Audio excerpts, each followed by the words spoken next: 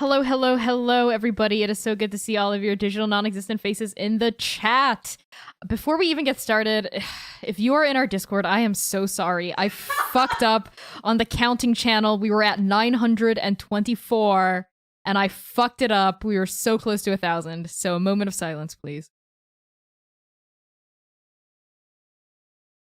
All right, thanks so much for tuning in to episode 13 of Arc 2 of our main D&D campaign. My name is Connie. My pronouns are they, he, she, and shame. And I am the GM and executive producer behind Transplanar RPG, which is our all-transgender, people of color-led, 100% homebrewed Dungeons & Dragons 5th edition live-streamed actual play campaign set in an original non-colonial anti-orientalist world. You can find me on Twitter at @ByConnieChong and on itch at @ByConnieChong. I am also a professional GM with Magpie Games' curated play program, but I believe all my April games have sold out already. So maybe for May. I'm going to pass introductions along now to Devin. Hello everyone, my name's Devin. I use they, them pronouns. I'm dressed up as a mechanic, but like no grease. You can find me on our Discord server, which my hands are full, so if somebody else could put that link in the chat, that would be wonderful. You can find me on our Discord server. It's a wonderful, wonderful place full of wonderful, wonderful people.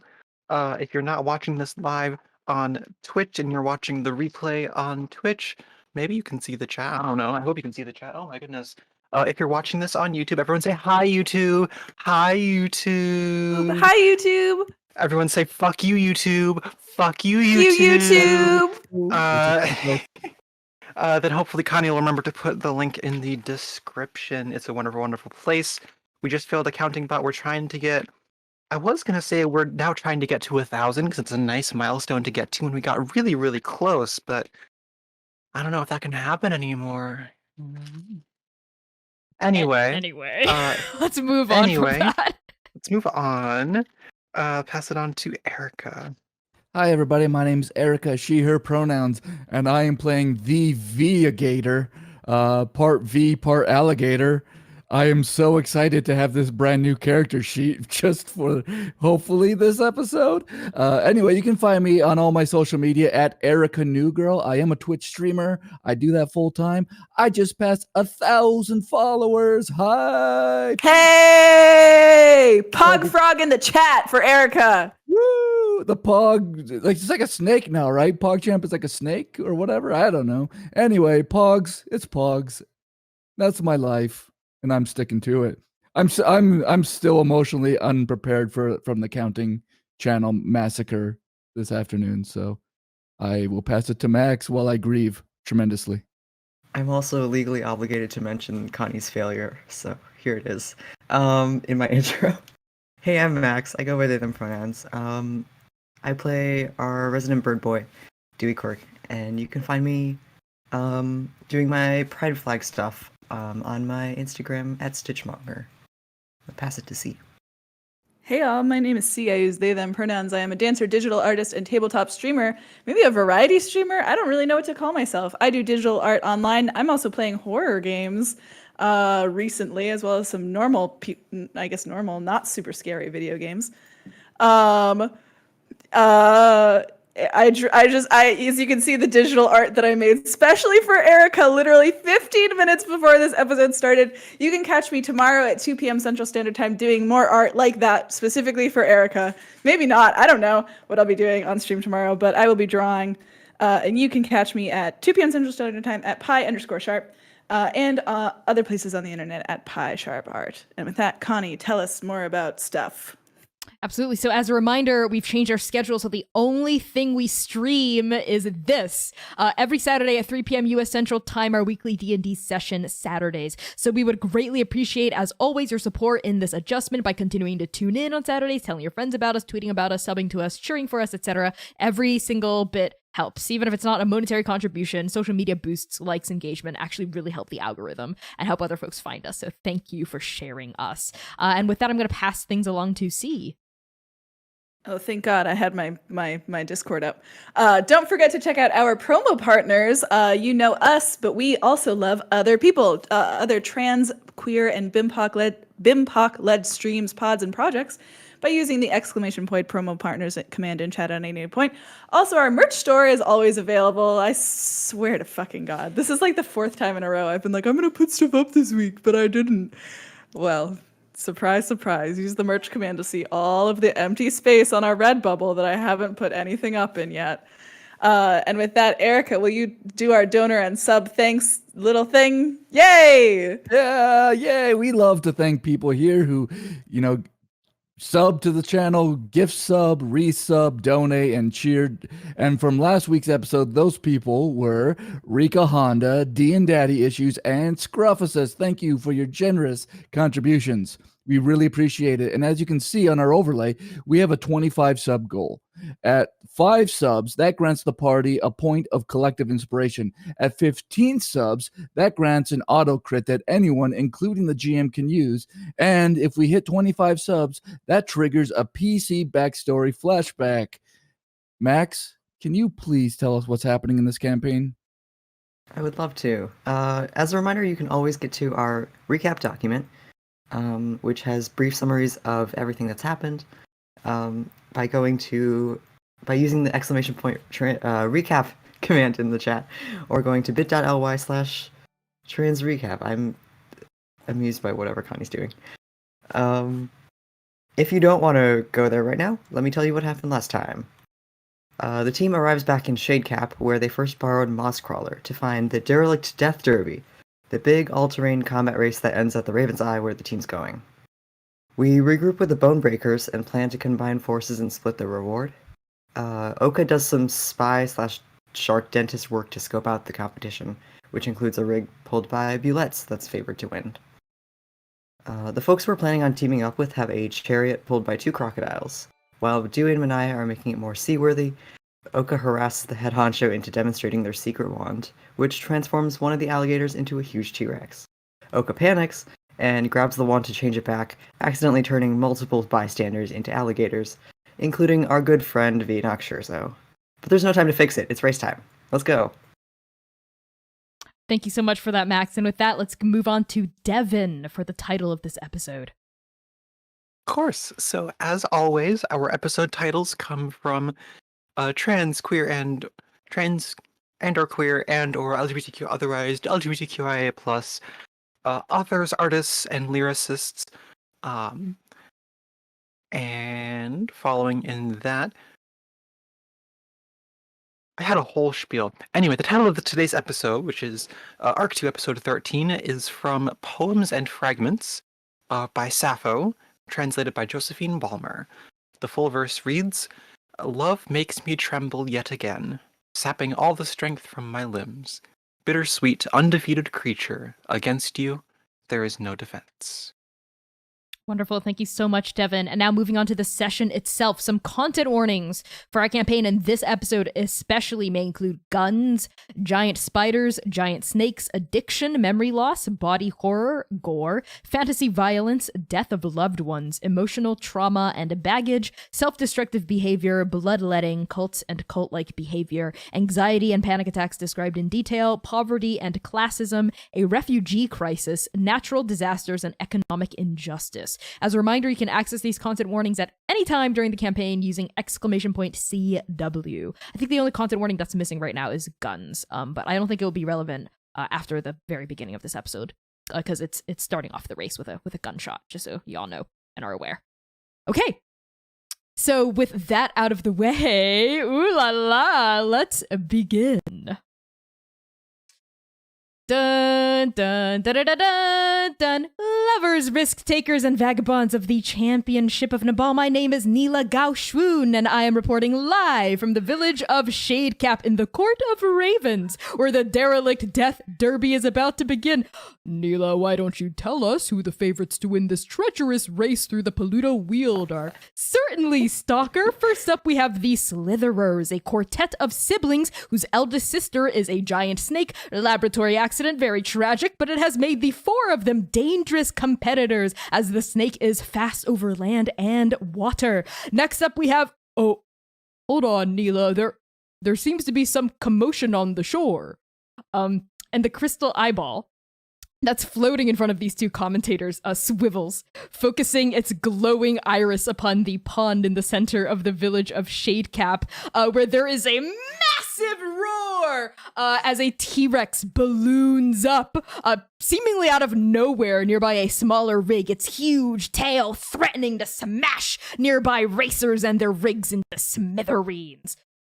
By Scott and Nectus, Neela, and then 3 beams of light shoot out, also from nowhere, hitting the T-Rex, a drow woman, and an elven woman. And then all 3 of them grow scales, get small, elongate, and turn into alligators. Stalker, get a bead on the T-Rex alligator team. Who are they? I'm not sure, Neela. They're not on the list of favorites to win the contest. Looks like we've got a dark centaur in this race. Oh, there goes the starting gun. And they're off. And the eyeboss streaks into the sky, whizzing past galloping hooves, splashing water and jutting branches, weaving through the race, getting the best angle on this derby. But we're not in the first wave of people coming out because we're zooming in now on our 3 heroes, Oka, Manaya, and Dewey, accompanied by the alligator formerly known as V. And as soon as the starting gun bang goes up with a big explosion, Lore, this tiefling who seems to be in charge of the bone breakers, right? The people whose chariot, whose rig you're borrowing, she shrieks. She hops into the chariot, abandoning her scuffle with you for now, Oka, gestures for the 3 of you to get into the rig as well. Damn it! Oh no, we don't have time! Okay, the race has started! Come on, we have to go! They're leaving us behind! What do the 4 of you do?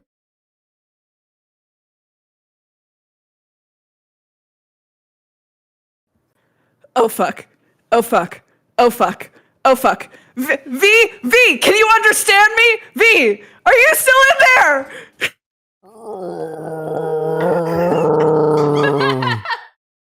And V just like quickly scuttles into the water to like once she's in the water, she's like flying to the whatever the setup is.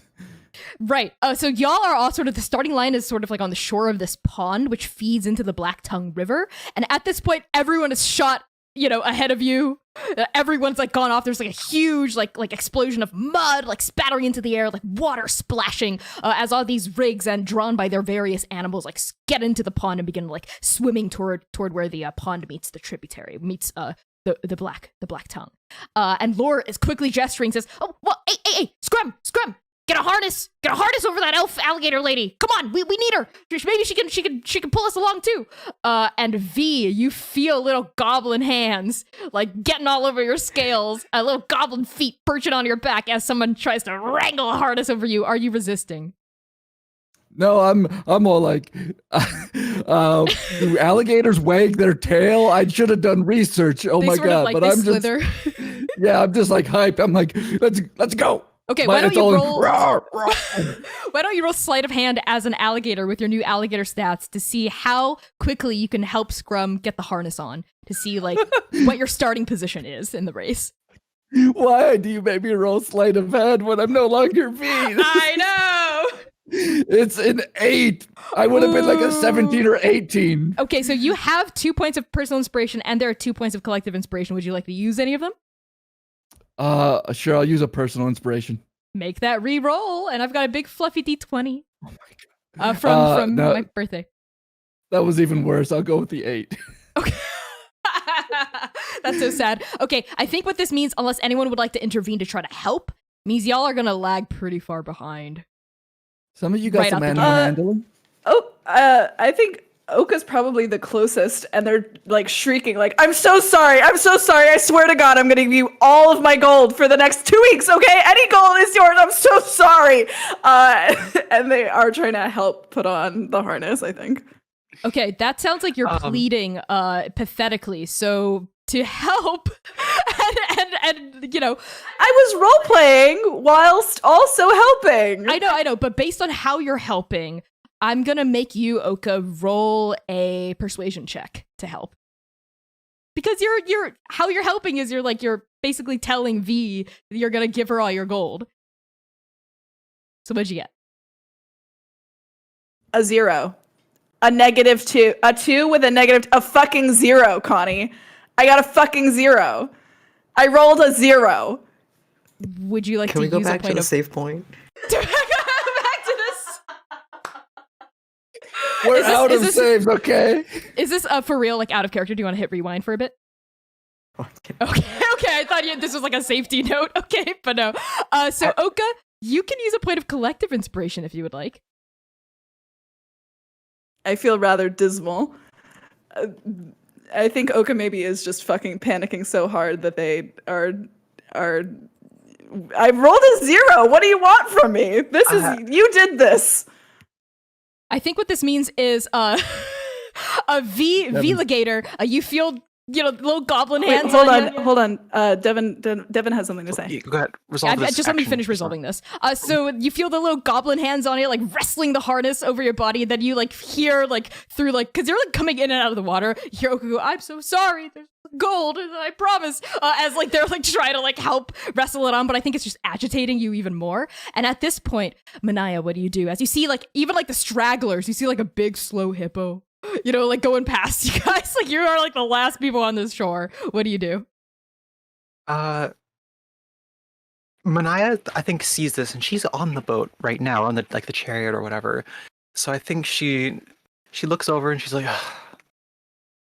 by the gods, and she jumps off the side of the boat with her axe in one hand, hooks it onto like a part of the chariot, and is going to reach down to grab Oka and say, "Oka, there's no time. Just get on the boat. Let's go." Oka's like, I'm so sorry. Oh fuck. And they kind of like shove the wand in their sash, and take Manaya's hand and swing up and in. Okay.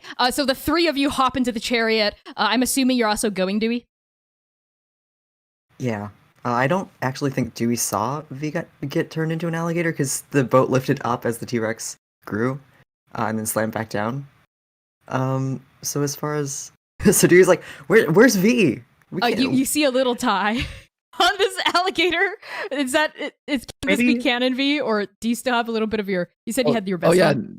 yeah. Last week I said that the vest and tie were still there.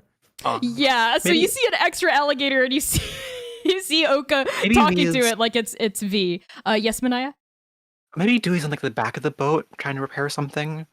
Maybe he doesn't see it quite yet. I don't know. Dewey, do you want to not see any of this and not know where V is?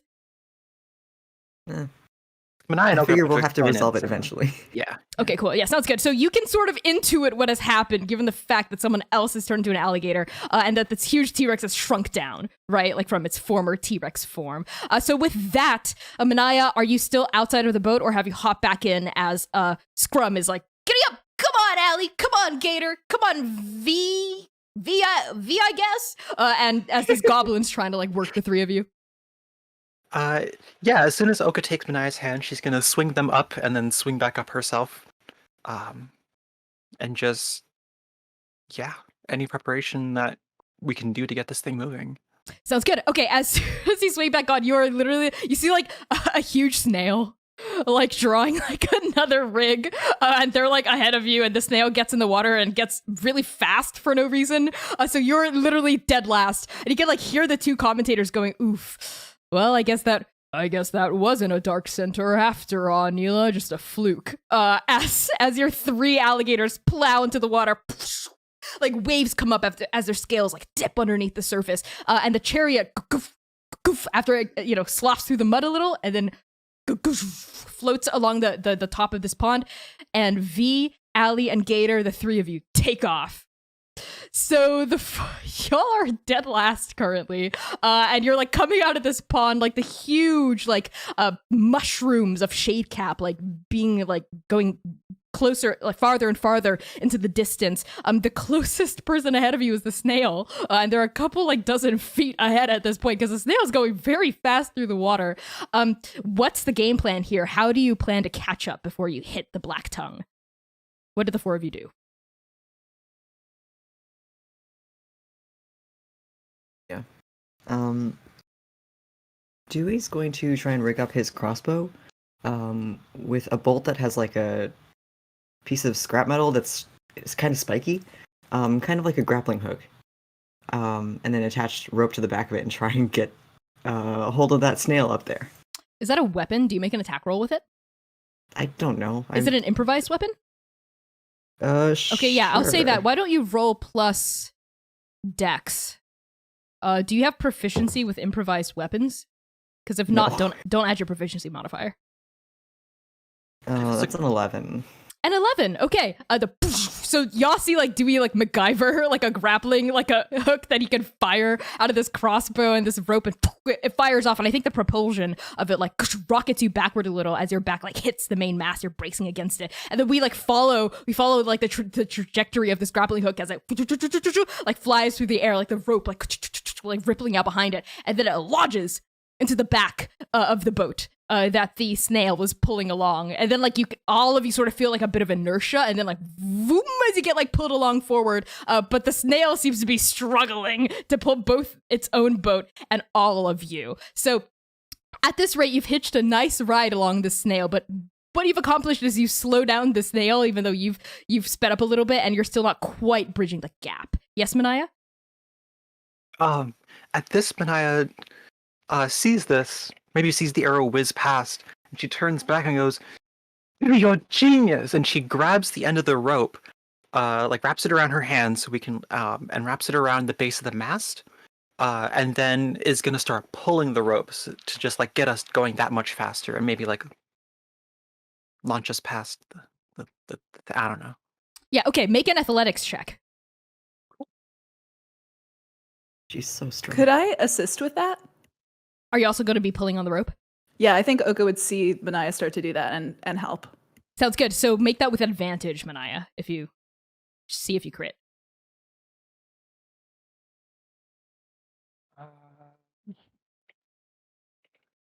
A 13. We'll stick with that. Oh, would you like to use a point of collective inspiration or keep the 13? We'll keep the 13. Sounds good. Okay, Oka's so help. I don't think it'll be that bad. okay, yeah. So as you're pulling, like both of you are like pulling, and it's interesting because you're basically like pulling them back as you're launching yourself forward. And at the last moment, I think like the arrow rips out of the back of the boat, and all of you go propelling forward, and you hear Laura go, "See you later, suckers! Last one. There is a rotten egg. Woo! This is awesome! Woo!" As like the wind is like gushing on her. Keep your hands on the reins! Oh shit! Whoops! she holds onto the alligators again as you begin to swim. And at this point, the pond hits the river. And wow, the force of the current like slams into like your boat and slams into you, V, and the rest of the gators like it just hits you like a punch. Like the pond is still, right? It doesn't really have a current. There's a little tiny tributary that feeds into the Black Tongue. But once you're on the Black Tongue, the main river, whoa, it's like you like respect to Mosscrawler, like respect to all boats, because this is one fast current. And you can see like the other like competitors ahead of you, but they're like within like arm's reach almost as they're struggling against the current as well. So V, I need you to make a Constitution saving throw to see how you battle against this current as an alligator. 18, Beatrice. 18, bitches. Yeah, you lead. You're like in the middle, and you're like leading Allie and Gator. You can see like Allie and Gator, like they're like panting, like they're tired, like they're struggling against this current already. So like, how do you encourage your comrades? So it's going to be a little bit of performance. V is going to, like a dolphin, like jump out of the water, take a big, and like take a, it's going to be like slow motion, the last one. V is like in the air, and there's like a twinkle in the gator eye. You can see she's taking a big breath, and like if there were words to go with it, she's like a roar. Oh my god, okay. Make Hold on. Okay, go. I'm not done yet. There's a roar that if you heard it from miles away, you would be able to hear, "Let's go, friends!" And then she dives in after taking a huge big breath and just is like off like a cannon as much as possible. I love that. Okay, make a charisma athletics check with advantage, given how high you rolled for your Constitution saving throw. All right. You said with advantage? Yes. Okay. So for mixed skill checks, you use the base of your charisma, but you add proficiency with athletics if you have it. I think as an alligator, you have it. Okay. So that would be 19. 19. Yeah, as you arc beautifully through the air and you splash back down like a professional, like U.S. Olympic diver. And Allie and Gator, like they go go go go go, and they begin to like paddle like even faster because they're so encouraged by your performance and your daring spirit. And I think you can communicate with them through Gator speech. I think. And like behind you, you hear Allie go, "Sister, you have inspired me and my brother. Let's win this thing." And with That's the ticket. We can do this. Well, I guess that's the ticket. We can do this. and you hear Gator go, "I'm so glad we're alligators. I wasn't sure if I wanted to be one, but now I feel pretty good about being a crocodile." That little bit of backstory drop for Allie and Gator. But none of the rest of you hear this. You just hear them like snarling in a terrifying manner. As your rig gets pulled forward, you bust past like that slow hippo. You bust past like someone else who has like oddly enough horses that seem to be able to swim. They're sort of doing like a breaststroke. It's very odd. No. Horses do not breaststroke. Absolutely not. It's a doggy paddle. Okay? Fuck you, Connie.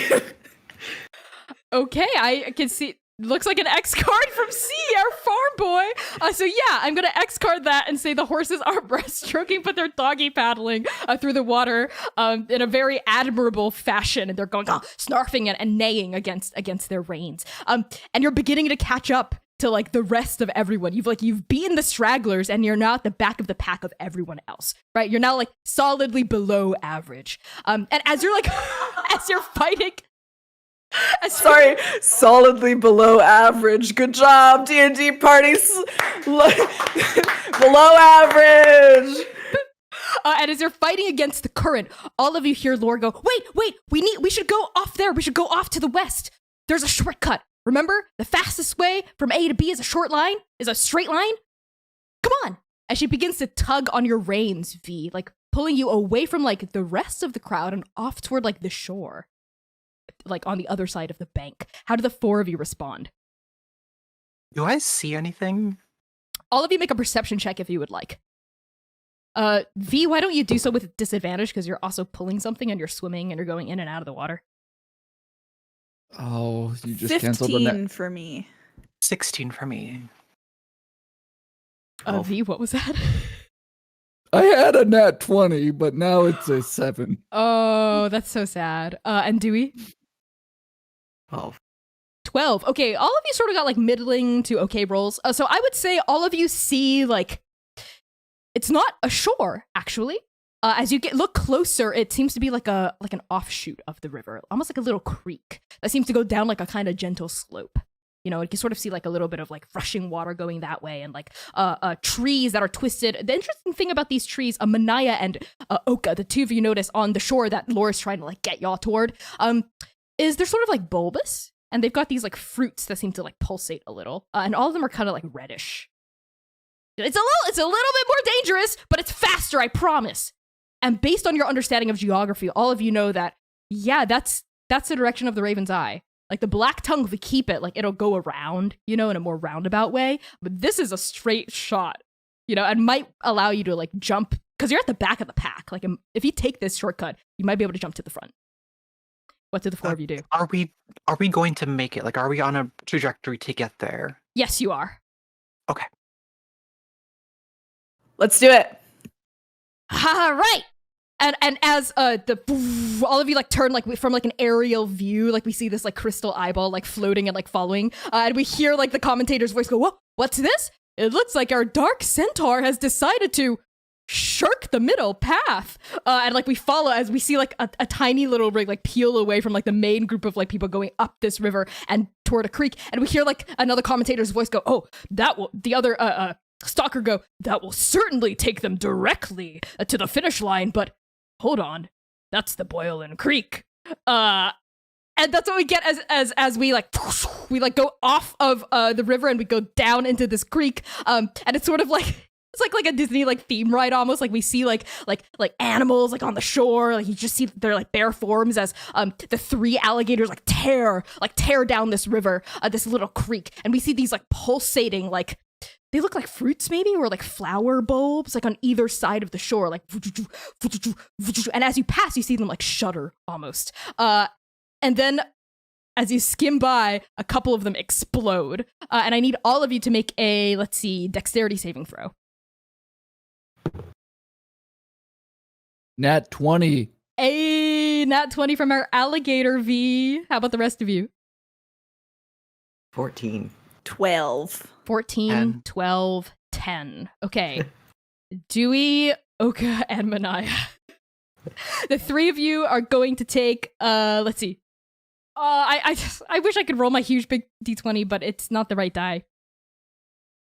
Thank you. Okay, the 3 of you are going to take only 4 points of fire damage as huge gouts of like steam water like burst out from these pods on the shore and like scald you on the way, and you hear Lore whooping like in excitement, and Quailheart go, oh no, my feathers, and you hear like Scrum go, come on, atta girl, and like has somehow like procured like a little like spurs on the backs of his like boots, and he's like nudging at the crocodiles as he's like sitting on the edge of the chariot, like nudging the 3 of you along. V, you're totally fine. You take half damage. Actually, with your nat 20, you don't take any damage at all.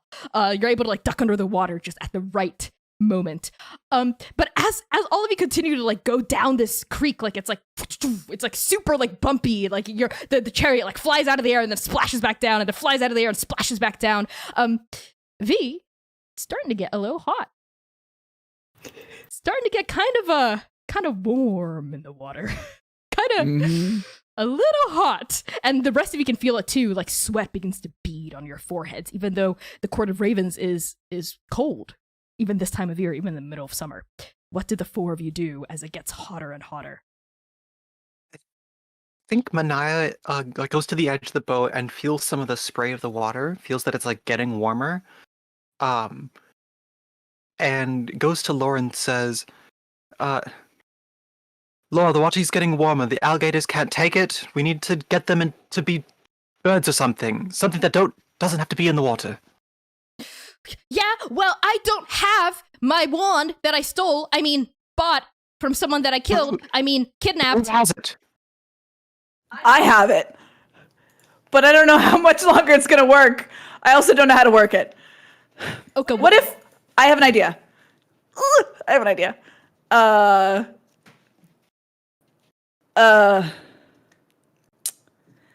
This thing has skis, right? Sleds.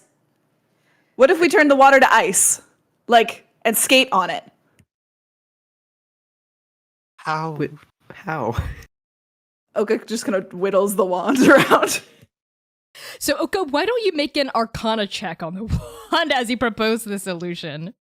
Too bad the one magic user is an alligator in the water, Oka. 16. Okay, with your 16, as you shake this wand, you look at it. Yeah, you can feel like the magical power emanating off of it. And you are able to successfully identify it for what it is. You're piecing together all the clues, right, that you've received. Like basically by using clues. it. The quote-unquote clues, you just using it. This is a wand of polymorph, right? And it has a finite number of charges. You and Lore have used 4. You don't know how many times it's been used before, but based on your 16, you know there are a couple charges left. So I'm gonna need you to roll a d4 to see how many charges left there are.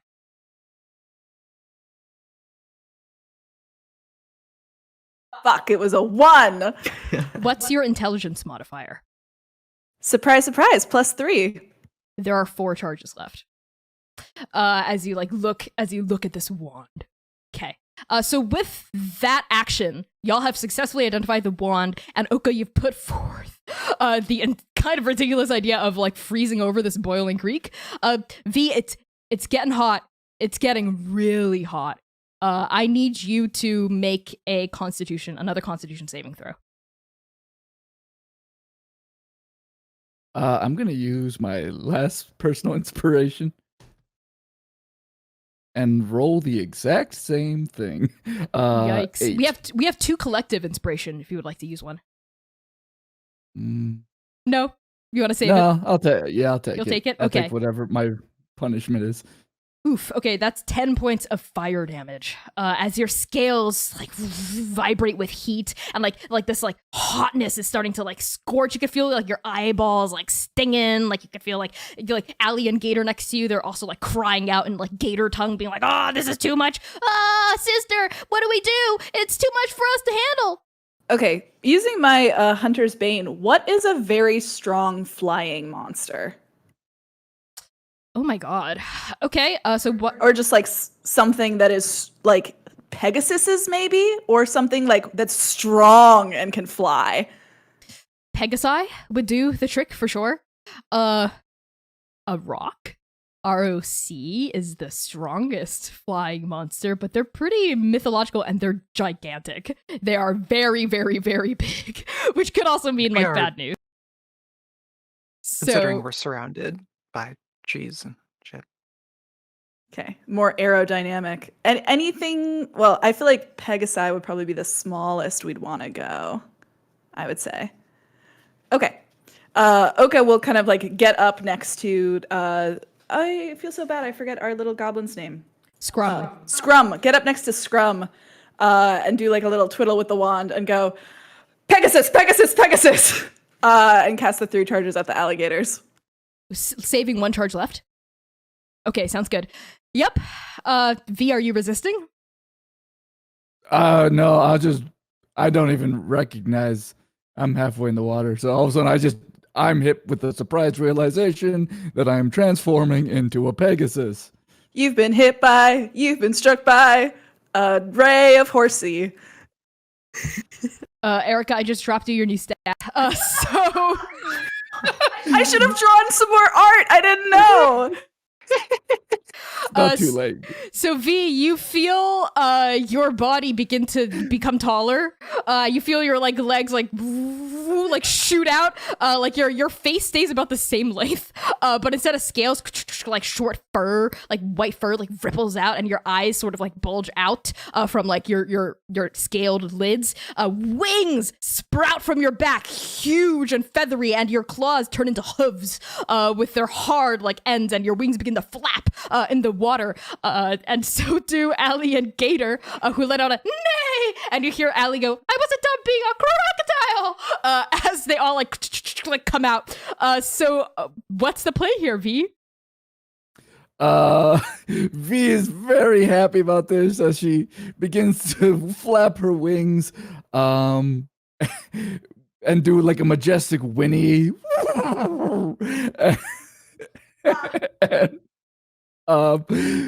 Let's see. I do have one question. Yes. When transforming between creatures in a polymorph style, how does the HP work? You retain the number of HP you've lost, but you do that to the new max HP. Okay. All right.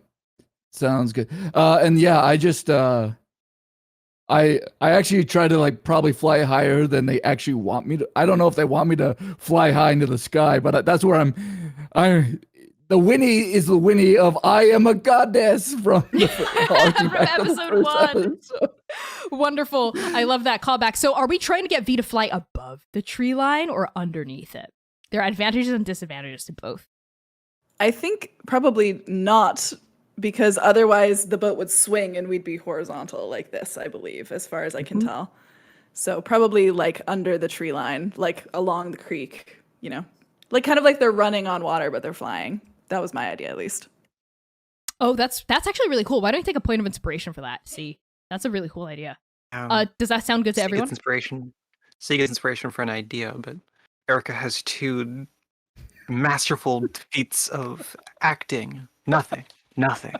Shaking my head. It's so The arbitrary. GM's love. The GM's Shaking my love. head.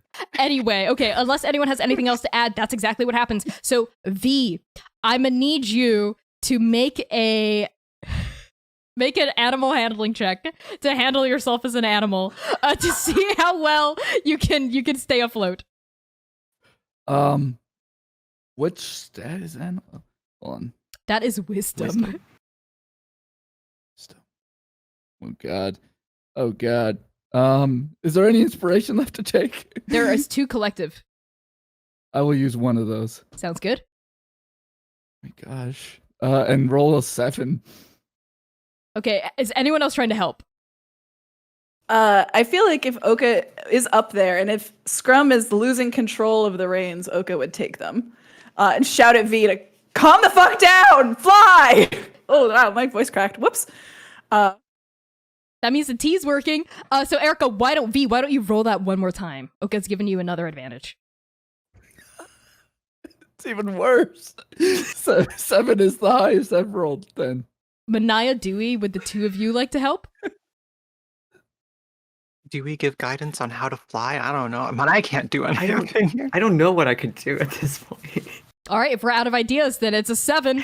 What this means is, V, I'm gonna give you a hard choice. Okay. Mhm. Either the magic, it holds, but the magic doesn't. Or the magic holds, but you don't. I don't understand what that means. The polymorph is either gonna end, but you're fine, or you're not fine, but the polymorph stays for a bit longer.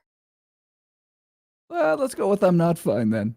Okay, so what this means is the 3 Pegasi try to be majestic horses, like walking on water, but what ends up happening is they go under, over, just as like the creek is equally bouncy. So I need everyone in the chariot to make a, God, what even would this be? Dexterity saving throw to prevent being bucked out of the rig. Yes, Manaya. Advantage because I have experience in roiling boats. Yeah, let's say you do. A 16 for Oka. Okay. 13 for Dewey. 13 for Dewey. Manaya. Unnatural Dewey can fly. 20. No big deal. Dewey can fly. Yeah, Dewey, you're bucked out of the rig. Everyone else is fine. They're like staying in it, you know, like you can hear like the bone breakers whooping and whooping. They love this. They love how dangerous and terrifying it is. Dewey, you fly sideways, like out of the rig, and you're spinning through the air in like a cascade of dirty feathers. And your tools, you can see it's like some of them go flying out of your pockets. What do you do as you're spinning through the air, Dewey? Oh gosh.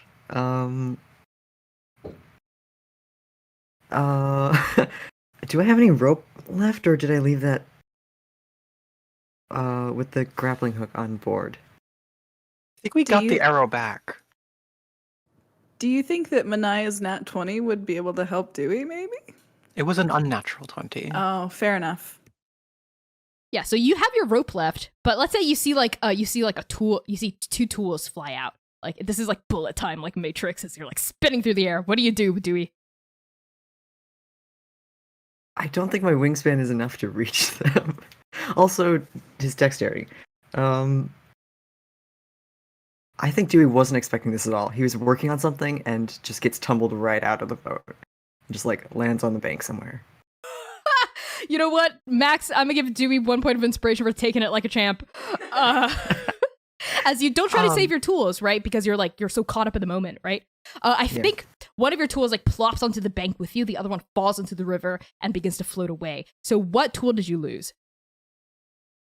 I lose a crowbar. Okay, so strike that off of your equipment. As you're on the bank, and all of you like start to rocket past Dewey. You're like going downstream, like away from Dewey. What do the rest of you do? Would there be enough time with my nat 20 to be able to, like with the rocking of the boat, basically do what Manaya did at the beginning, where she used the hook end of her axe head to swing down and grab Dewey? Or was he like in the back of the boat and too far back? You can make a check, but it's going to be a risky check. Because if you don't do well, you're also going to fall overboard or you might lose your axe. So would you like to try it? I'm gonna go for it. Okay, make a, what is this, athletics check for me, please, Manai. As you're like rocketing past the shore, you see Dewey, you launch yourself over, and what'd you get? 21. 21, that is sufficient. No negative consequences. So describe to me what it looks like as you rescue Dewey. Manaya hits some rocking of the boat, and she does the thing where with the rocking of the boat going up and down, instead of her body going up and down, she like rocks her legs, like bends her legs. And maybe like rocks once, it rocks twice, Dewey goes flying, it rocks a third time, she's got the timing, and with the rocking of the boat, she jumps and launches herself out of the boat, maybe with a cool yell, I don't know. Axe in one hand with like the handle of the axe, her hand is all the way at the end. And she hooks it onto like one of the decorations of the chariot part. Swings down and grabs Dewey probably by one of your wings, because that's probably what's like flopping about, and there's also not a better place to grab. And swings forward, back, and into the boat. Heck yes, that was awesome. So Manaya, why don't you take a point of inspiration for that awesome maneuver? Yeah, Dewey, you managed to like snatch like the wrench or something that like was falling onto the bank with you as Manaya pulls you all the way back into the boat, and then like bullet time ends and we like go all the way like back down the creek. Yes, Oka. I was just gonna say that Dewey's just ragdolling in every direction, back and forth. like He's just a beach ball to me. Oka's like, all right, toss him to me. I'll punt him. I love that. Now we are approaching as like the Pegasi go in and out of the water. So V, as you dip in and out of the water because of your rather unsuccessful check, I'm going to need you to take an additional, in total, let's say this is the additional burn damage you take for the rest of the creek. Another 5 points of fire damage against your little hooves, melting it into glue. Almost. Is that fucked up? Okay, I'm gonna X-card that. It just hurts. It just burns. As you go through the creek. All of you are approaching like a bottleneck turn in the creek. Like it's like a turn, and it you know, if you don't make the turn, you're gonna spill out onto the bank. But then all of you hear Lore like shout as the turn's like coming closer. No! Don't continue down the creek. We gotta go straight. Remember? Straight shot. All right, everyone, brace. Do the four of you just brace, or do you do anything special to like help the brace as you transition from Boiling Creek to solid mud ground? I think Dewey, Manaya's still holding on to Dewey and like wraps him around the mast and is just like bear hugging both him and the mast. Dewey is he's taken so many L's today. I take 10 points of crushing damage. Dewey, you take 90 points of psychic damage from the humiliation Damn. of being thrown out and then rescued. I think it would make sense to try to get the least amount of weight on the boat as possible. So Oka is just going to try to time the jump so that it's not like a crash. So there's just even that much less weight. I don't know. That's what I have so far. Sounds good. So Manaya, you're like bracing against Dewey to protect him, right? Like you've lashed him against the mast. Bracing Dewey against the mast. Yeah. Okay, so Manaya, make a strength check. Oka, make an acrobatics check. What about you, V? How are you bracing from the transition of water to land as a Pegasus? Yeah, I think I just want to fly up, I think, and probably have to be restrained because I'm freaking out like, ah! So I'm climbing up instead. Okay, so I'm going to use my inspiration. Go for it. I also use my inspiration. Go for it. So V, why don't you make an athletics check? And Dewey, you're fine. Unless you would like to do something relying else. On Manaya. Okay, you're relying on Manaya's check. Okay. 15. 15 for Oka? 18 for my strength. 18 for Manaya's strength check. V? That one. Okay, so we do have 1 point of collective inspiration left, but would you like to take the nat one? Let's just take it. Let's take it. V's very bad, Okay. rotten, no good day. You are having a bad, rotten, no good day. So this is what happens. As the chariot, the rig rockets forward, like propelled by these three Pegasi who like spread their wings forward. Oka, you jump at the perfect time, right? You're like, and it's like slow-mo as you go up right as the chariot goes up. And it, like that little bit of weight helps because it doesn't like sag the chariot down even more. And then like all of you see like Quailheart like pulls a winch. And the boat part like folds down, the wheels pop out right as the wheels like hit the mud. It's like the perfect timing. You were able to help Quailheart out with that, with your awesome roll. And Manaya, with your strength check, you are able to successfully like prevent yourself and Dewey from taking any damage or getting thrown out of the rig as the rig goes flying from river onto mud. And when the hooves hit the mud, there are only 2 sets of hooves. As V, in midair, the wings shrink back into your shoulder blades. Your horse face, like, it's like someone like pancakes it flat. Your vest falls. Your vest was, I think, ripped from all of the transformation. It falls back over your shoulders. Hair sprouts in a dilapidated fashion through pale scalp. And now you are V yourself in a harness with a bit in your mouth. Just a typical Friday night. V, I need you to make a deck save to prevent being trampled by the chariot. Gosh, I will use a point of our last point of collective. If Sounds we still good. have If it. folks want to help us out to get to 15 subs, we get an auto crit. No, yeah. And We're all rolling like shit tonight. I don't know what's going on. 18. Oh, 18, thank God. Okay, V, where do you go instead of under? I think as I'm turning into V, it's going to be like a 1 foot hits the ground, jump up and do a few rolls, and all he's just like running and leaps again and does a few flips and lands on on Allie.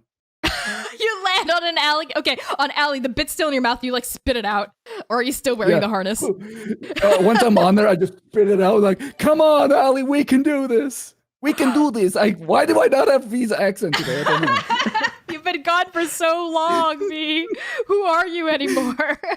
Right. Okay, yeah, you're on top of Allie, whose like wings are like flapping, and you're running, and Allie goes, "Nay!"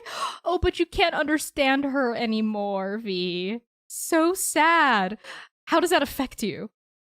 I'm sad. I was like, you got this. You've got this, Ellie. I believe in you so much. Thank you so much. You've got this. Wonderful. Oh, and thanks to we now have an auto crit on the table. Just so you all know. So thank you so much for that, Scruffus.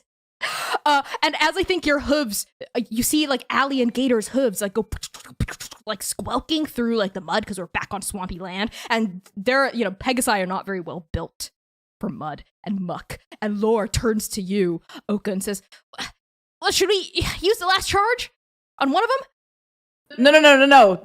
Let them fly up a little bit, just a little, just to get the front 2 wheels off the ground, and we'll slide on the back ones, and they can fly, so they won't get stuck in the mud either.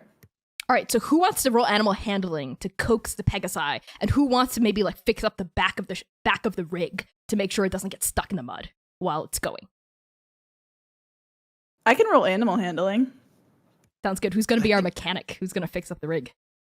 I think while all of this is happening, before like we're about to go fix the rig, Manaya lets go of the mast, and Dewey and it's like breathing a little bit and is like, "You okay?"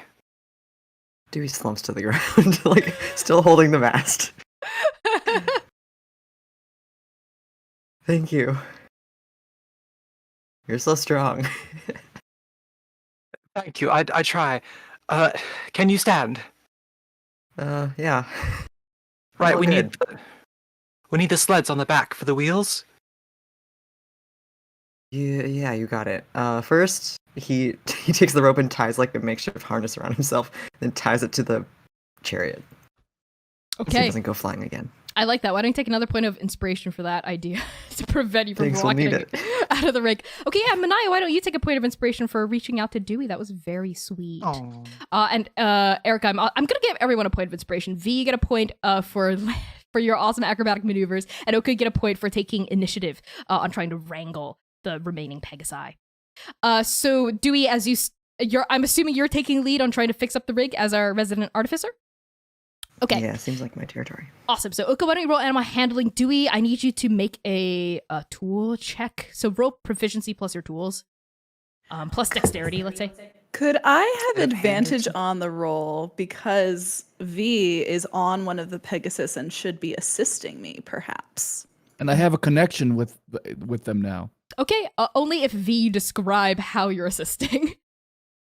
I mean, I've been sitting there. V's like, friends, I know you've lost me as an ally in polling, but you have got this. I believe in you, the both of you. You didn't even ever need a V. You were gonna make B champions all by yourself. You got this. You've got this. Because Pegasus can understand common, so they do understand me. Yes, but they just can't speak back in a way you can understand. I love that. So Oka, you get advantage on that. It was a 19. Hold on.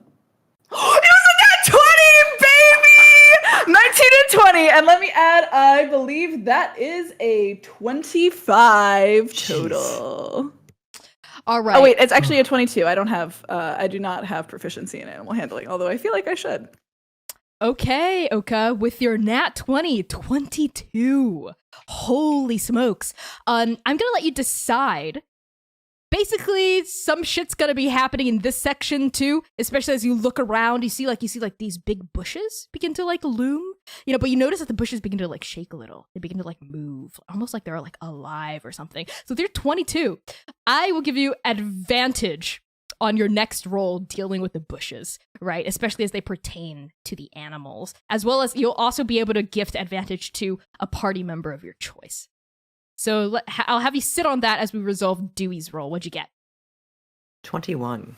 That is also incredible. Yeah, so Dewey, describe to me how you're like fixing up the back like wheels to make them not stick in the mud. I don't think they're wheels anymore. We made them sleds, right? Oh, right. Yes, Put yes, like yes. sleds under the wheels to go over the mud. Yes. Yeah, I'm just like looking over the edge, making sure that they're working the way that I planned to.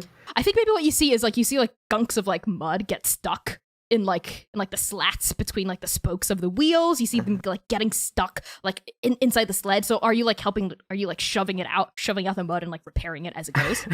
Yeah, I think so. I love that. Yeah, Dewey, you're hunched over, your glasses are spattered with like specks of mud, and like your feathers are ruffled and muddied as well. But because of you and Oka, we're able to sufficiently get across this part of the derby without slowing down. That's what that means. But those bushes are shaking.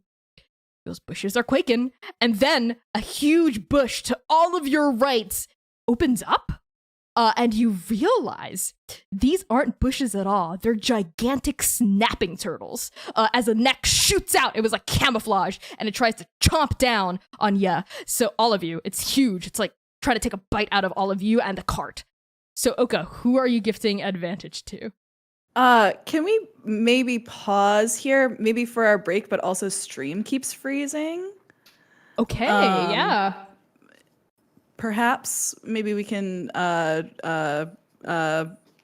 fix that on our break and resolve when it's fixed. Sounds maybe? good. Cool.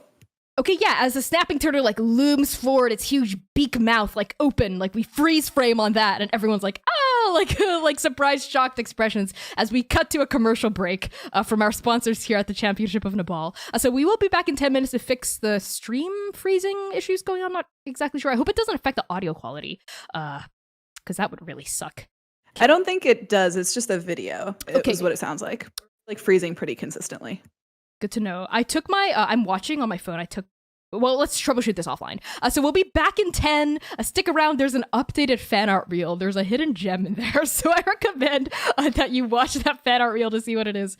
I'm going to say it's Furbies. And we will be back in 10. We love you so much. Thank you for supporting us. Thank you for the subs. And we will see you in 10. Peace.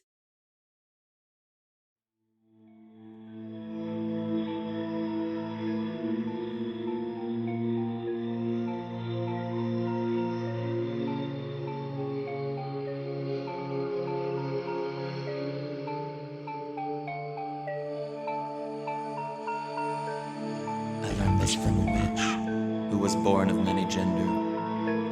I learned to see a light. I learned to watch it glitter. I learned a secret from the light. I learned to watch it dancing. I learned to swallow light to illuminate my darkness. I learned to feel love when I look upon my dark things. I learned this from a witch who was born of many gender. I learned to see a light. I learned to watch it glitter. I learned a secret from the light. I learned to watch it dancing. I learned to swallow light to illuminate my darkness. I learned to feel love when I look upon my dark things. I learned this from a witch who was born of many gender. I learned to see a light. I learned to watch it glitter. I learned a secret from the light. I learned to watch it.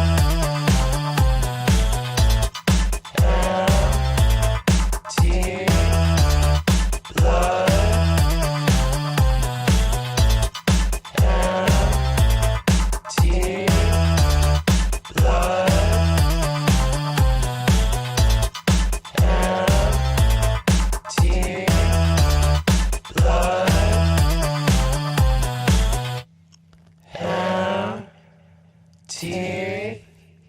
Blood.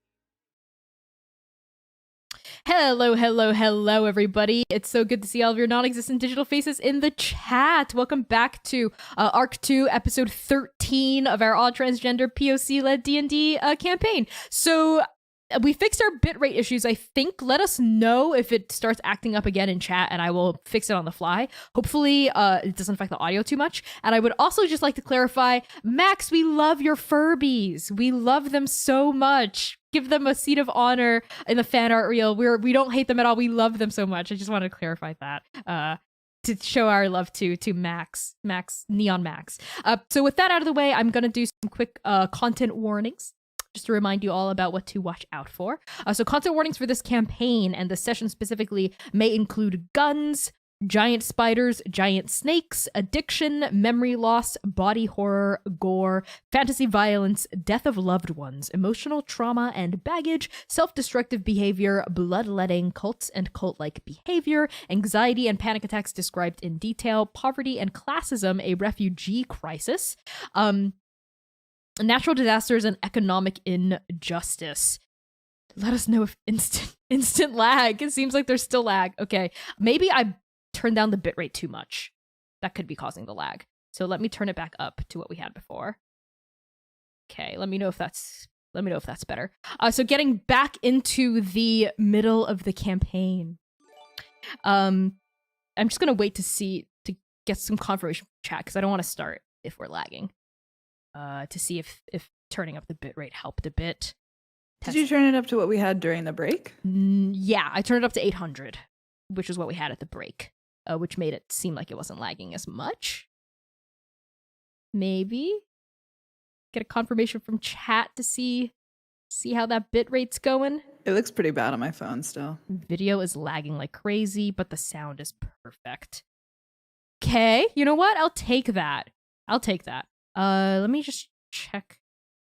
Yeah, maybe there's some stuff I can do for next stream, but for now I think we might have to just go with kind of laggy video here.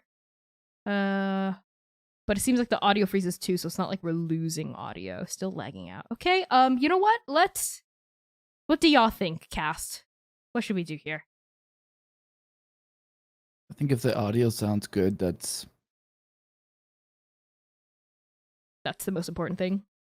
Yeah, if the audio, but it seems like the audio is also lagging, if I'm not wrong.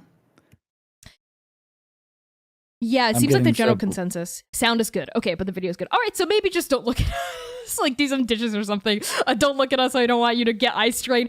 So thank you so much for troubleshooting with us, Cass. I was trying to say cast and chat, and I ended up saying Cass. So thank you for that, chat. We will hop right back into the action. So freeze frame on the huge... Us frozen. The huge snapping turtle with its beak wide open, its neck extended, like the tops of its eyes covered in this like mossy, bushy, like outgrowth. As the four of you cower, I'm just gonna ask for a dex save before we do anything else. So all of you make that dex save. Oka, you can gift advantage to someone else if you would like, based on your nat 20. Does it have to be this roll? No. Did it be this roll, everyone else? Might want to give it to Dewey since he's right there. Well, Max has 2 personal inspo, just in case. That's true. That's true. Yeah. Y'all Also, all I have... really don't. I could maybe use. But you have... Are you using your personal inspo first, Erica? Sure, I'll use my personal inspo. Sounds good. I'm also using my personal inspiration. Sounds good. Oh, I got a 15. Okay. Now I got a 16, so that was 16? worth it. 15 from Oka, 16 from V. How about the rest of you? I got an 18. Wow, without any inspiration. Nice. 18 from Dewey. How about you, Manaya? Unnatural 20. Okay, all of you are only going to take half damage. As this huge, like, snapping beak comes down and poof, all of you, like, dodge to the side. Instead of getting, like, snapped up good, y'all get bludgeoned a little, I think, by, like, the blunt end of the beak, like, moving back and forth. So each of you are going to take half of 9. 4 points of bludgeoning damage as this huge beak, like, swings around and knocks you into things.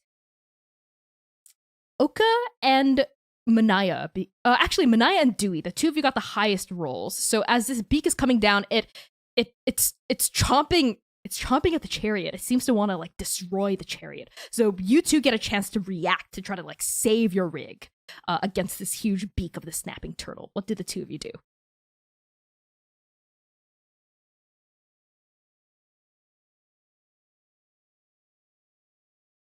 My dumb idea is to stick one of my strong, like a staff of some sort, vertically into the thing's mouth. I was just thinking to do it with Manaya's act, but I didn't want to lose it, so thank you. Right, I'm thinking about what I can lose because I already tossed my crowbar. There's lots of scrap. I feel like there's lots of scrap on the ship, eh? Oh, there was a whole box of it, right? Laura had a whole box of scrap. The scrap Yeah, is less like, you could probably find like a long pole, but let's say the scrap, there's enough scrap on the ship for 3 impromptu repairs. So even if the beak takes a chunk out of it, you can repair it with like 1 set of scrap, but then that'll only leave 2 left. But Dewey, you can try to prevent the ship from being damaged at all with something in your possession or by using a piece of scrap. No, I'm totally out of scrap. So I guess I will sacrifice my hammer. Your hammer. It's so small. I have a multi-tool though. Does the hammer like spring out, or how are you using No, it's your just hammer? it's a regular ass regular adventuring hammer. Are you like bludgeoning this thing, like knocking its beak away? Because it's got a huge beak. So I don't know if your tiny hammer would be able to prop it open. Yeah, you're right. I like the quarterstaff idea. Yeah, use your quarterstaff. Yeah, I haven't used it in like 16 episodes anyways. Okay. Okay.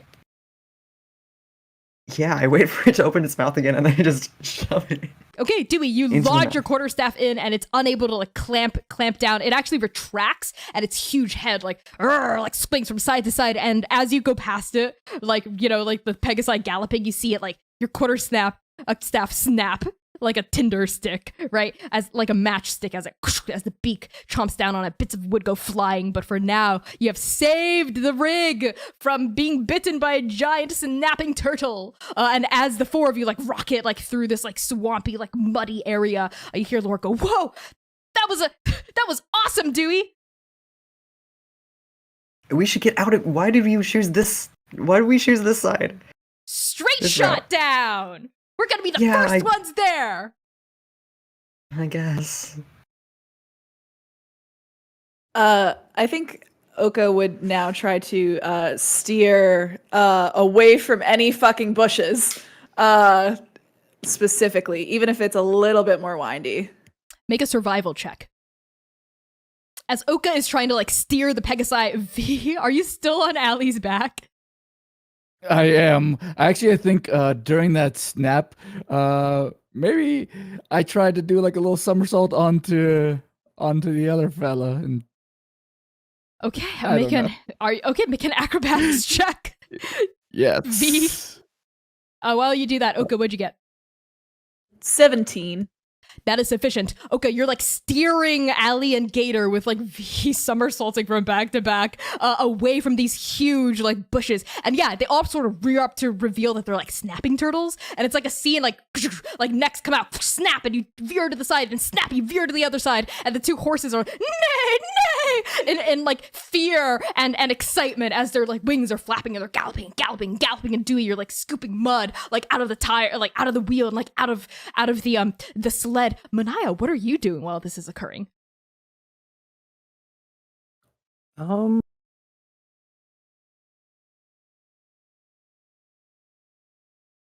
think Manaya has her axe at the ready in case there's another large snapping turtle. But besides that, not much. Okay, sounds good. So are you keeping your axe at the ready, like looking out for threats? Make a perception check for me, Manaya. And V, what did you get for acrobatics? 14. 14. Okay, that is fine. So describe to me how you very averagely maneuver from Allie to Gator. So I'm gonna just during the snapping, she's gonna just put a foot up and leap off. But she like slips on a little bit of like swamp mud on Allie's back and sort of just flops on, and it's like now sideways and just like just bopping up and down. Yeah, as you're going, like maybe you're getting a little nauseous, like on Alligator's back, as like there's no saddle. It's just like wings are like flapping on either side of you, and you hear like Gator going, "Stop it!" Manaya, what'd you get with your perception check? 16. 16.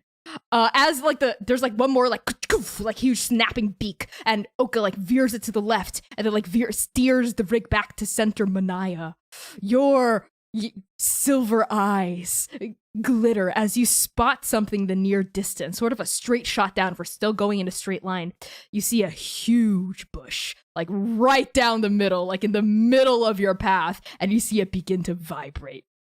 And based on your 16, that's a huge snapping turtle. The biggest one of all of these huge snapping turtles, and it's directly in your path. To the left and to the right is just like deep, tangled bush that the Pegasi might get like caught up in because they have wings and hooves and stuff. What do you do? Who's driving the boat? Oka. It's Oka? Alright. Manaya sees this and like squints her eyes. We've known okay. And she walks up to Oka and says, Oka, keep going forward. Trust and keep going forward. Get the Pegasi to go up when we hit that bush. All right, well, hold the fuck on. Trust me, alright? All right. The rig, and there's like a suspiciously like long stretch of time where like no snapping turtles like come out to bite you, you know, and like maybe in the background you hear like music like mounting do do do do do do as the rig gets closer and closer to this like huge bush, and all of you see now huge shell rear up, and then a bush rise that we notice is like the head of the snapping turtle, a huge long tree trunk. No, it's a neck, and as this snapping turtle, like you see a claw come out.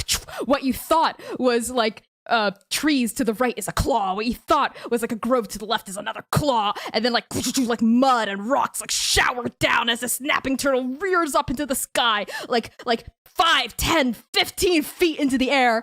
Manaya, you had your hand raised, yes? Yes. So it's like standing up. So like it's like rearing onto its like front legs, let's say. Rearing on. It's a turtle, and it's like when it's like coming up. Okay, yeah. As we get closer, Manaya sort of gets to the very front of the chariot and like holds herself there, axe in one hand, chariot in the other. And as soon as we get close enough, she's going to leap forward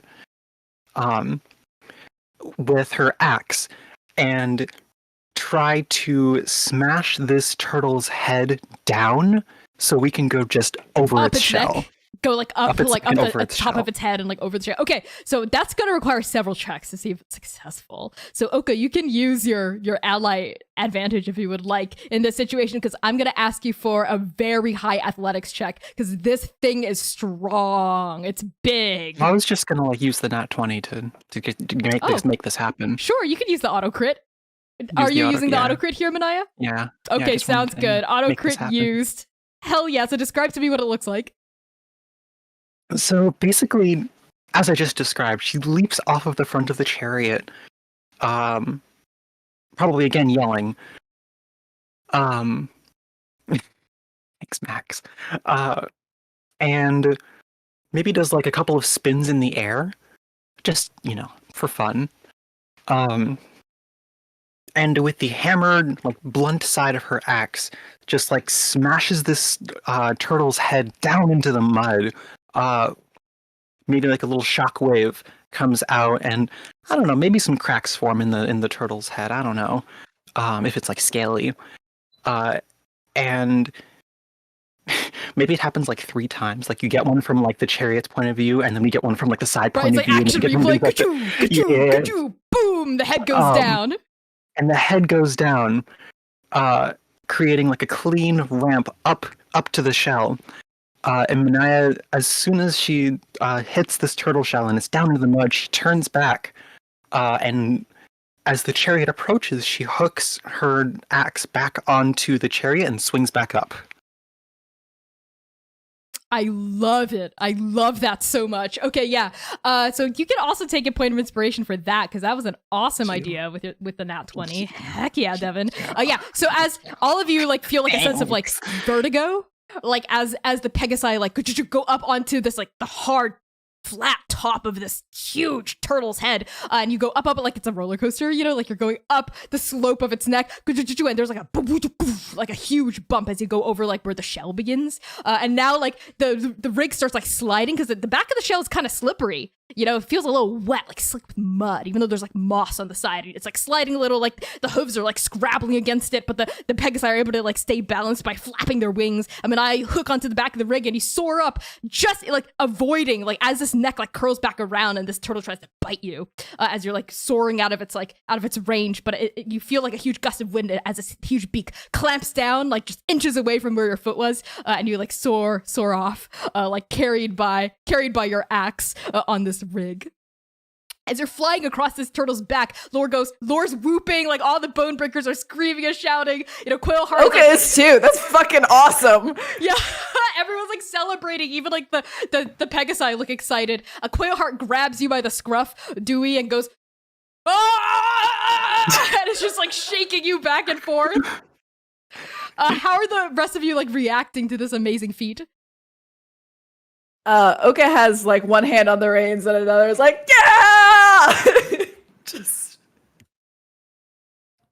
V is still on her stomach, up and down, so you just say, alive, that was awesome! Awesome. Dewey, how are you reacting to being shaken?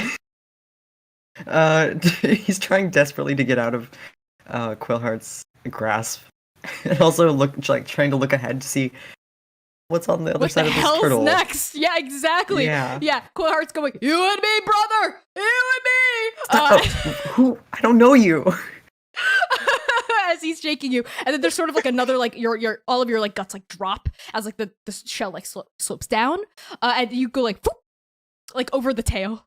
Like, a comically small tail. As all of you go, whoop, and you, like, land back on, like, solid mud and begin to run again. And you notice this next part of the derby, because I can never just let you have an easy time.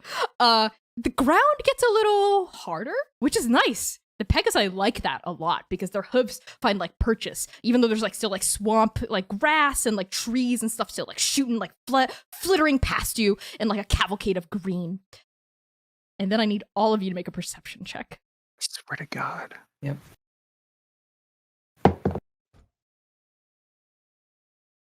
Mm.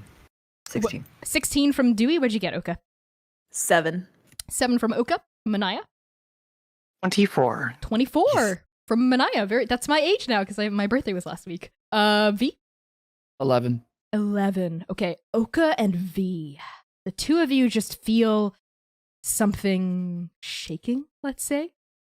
Something like, gajoo, gajoo, gajoo. Dewey, Manaya. The two of you notice what it is. Manaya, I need you to roll D4. Swear to God. No, I'm using my trans D4. It's that bitch from before! It's that dinosaur bitch from before! Which dinosaur bitch are you referring to here, Oka? Yeah. The shit with the hooves. The one that chased us into the court. That asshole. That asshole's back. I just know it. Sorry, go ahead. I don't want it to be a 3, but it's a 3. A 3. Okay, I was hoping it would be a 3, actually. Okay, all of you hear like a and like the ground shakes, right? And you're all like looking around like, what the hell was that? You know, as like leaves like slap you in the face and like branches go flying past. And then all of you hear like very close next to that another like and then like running, like hopping parallel to you. To the right, Manaya and Dewey, you spot through like the brambles and the trees and the leaves and the branches a gigantic toad soaring up into like the canopy, and then like flying, like following the toad, like strung along by these like rubber like bungee cords, a huge glass ball. And then the toad comes down and the ball comes down and when the toad goes up again and the ball flies up again. Like the toad is like pulling this huge like bouncing billiard ball along its back. And then just as you spot it, all of you now see this toad. You see it's like big, like omnidirectional like eye. It's almost like an iguana's eye instead of like a regular toad eye, like swivel in your direction. And then it begins to hop toward you. Like the toad launches itself into the air. You can hear like branches snapping, birds squawking as it like displaces animals from their roosts.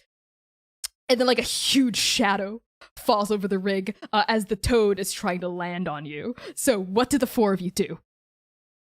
Let's try to take out the competition. Left! Yeah? If it's trying to, I have a thought, but am gonna go ahead and just absolutely go left as hard as I can, steering. Mhm.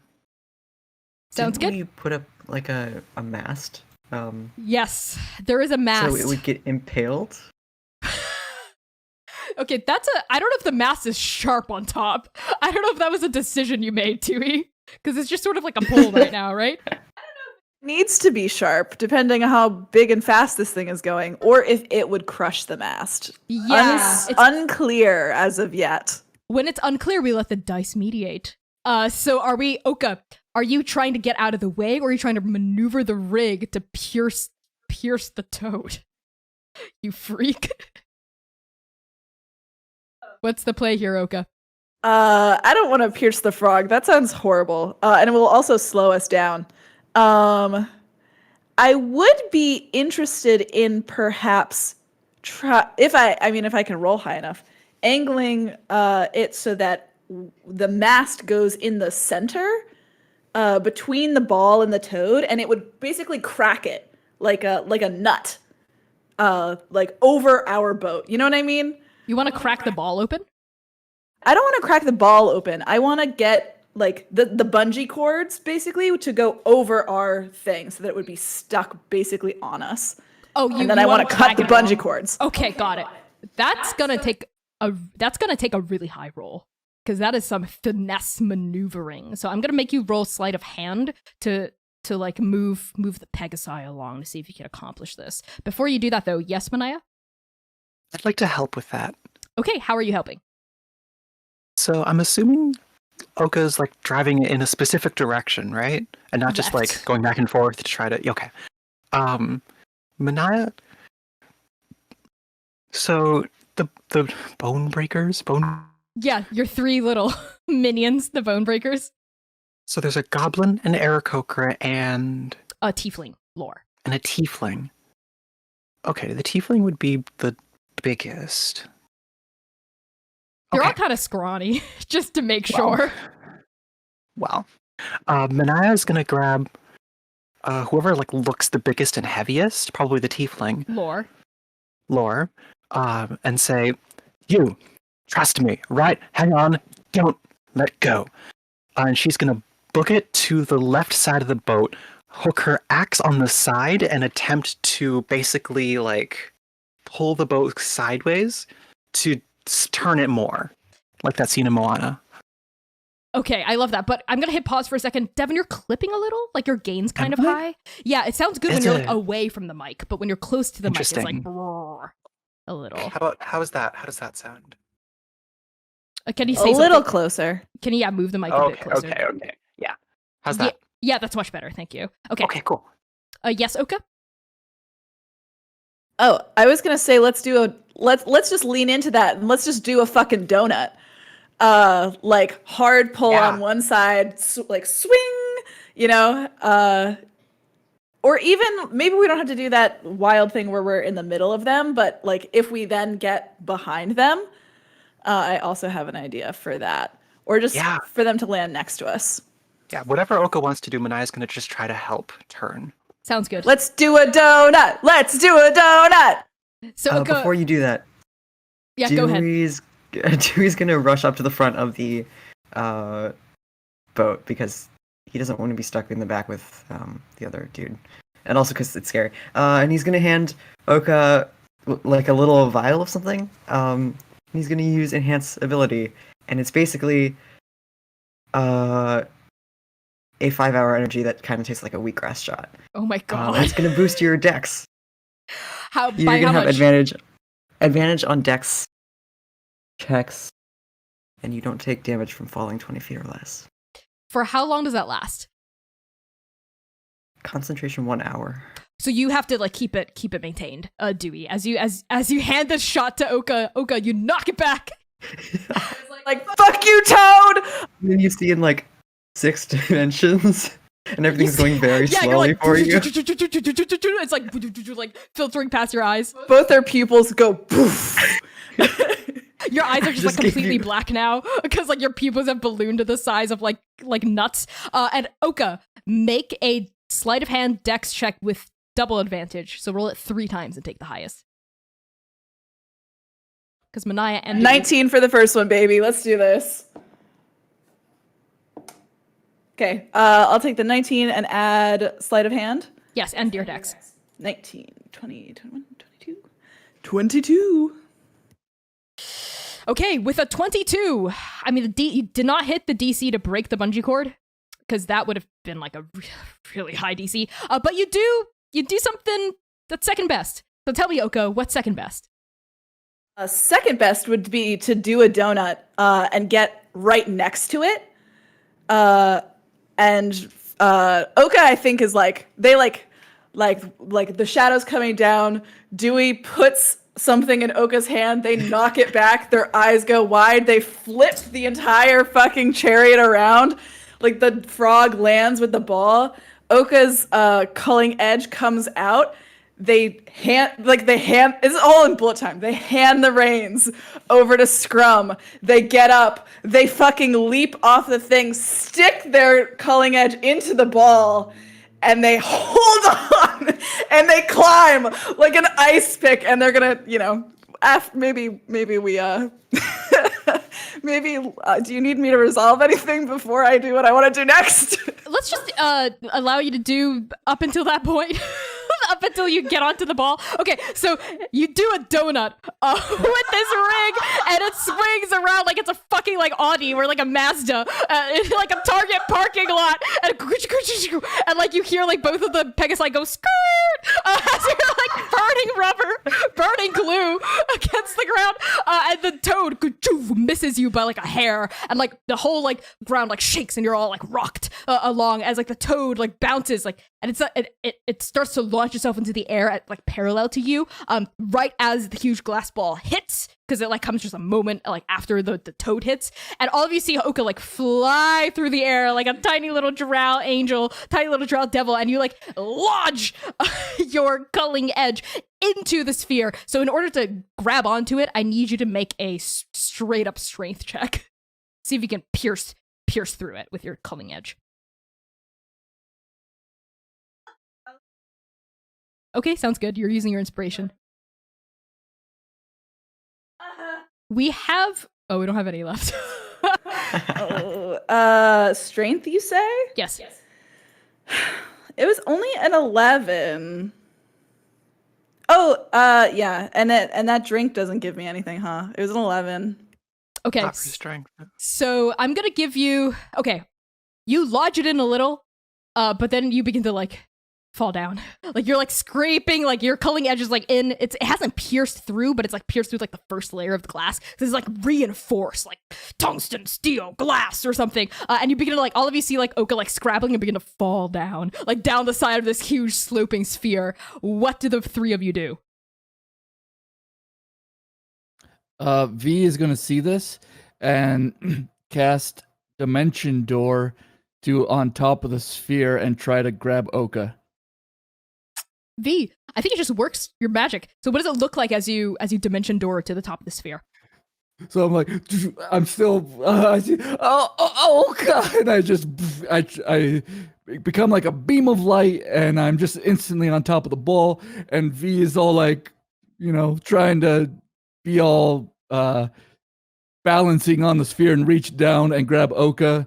And actually use some mage hand to come up from behind to add that extra 10 pounds because, V's... Just on their butt, just push. Yeah, because V's not strong at all. Okay, make an athletics check with advantage because your mage hand is helping you. As this is happening, Dewey, Manaya, what do? You see, like, this is happening bullet time, like the toad has launched itself into the air and the sphere begins to pick up off the ground right as V is, like, extending a hand, having dimension doored onto the top of the sphere. Are the two of you doing anything, or do you want to wait to see how it shakes out?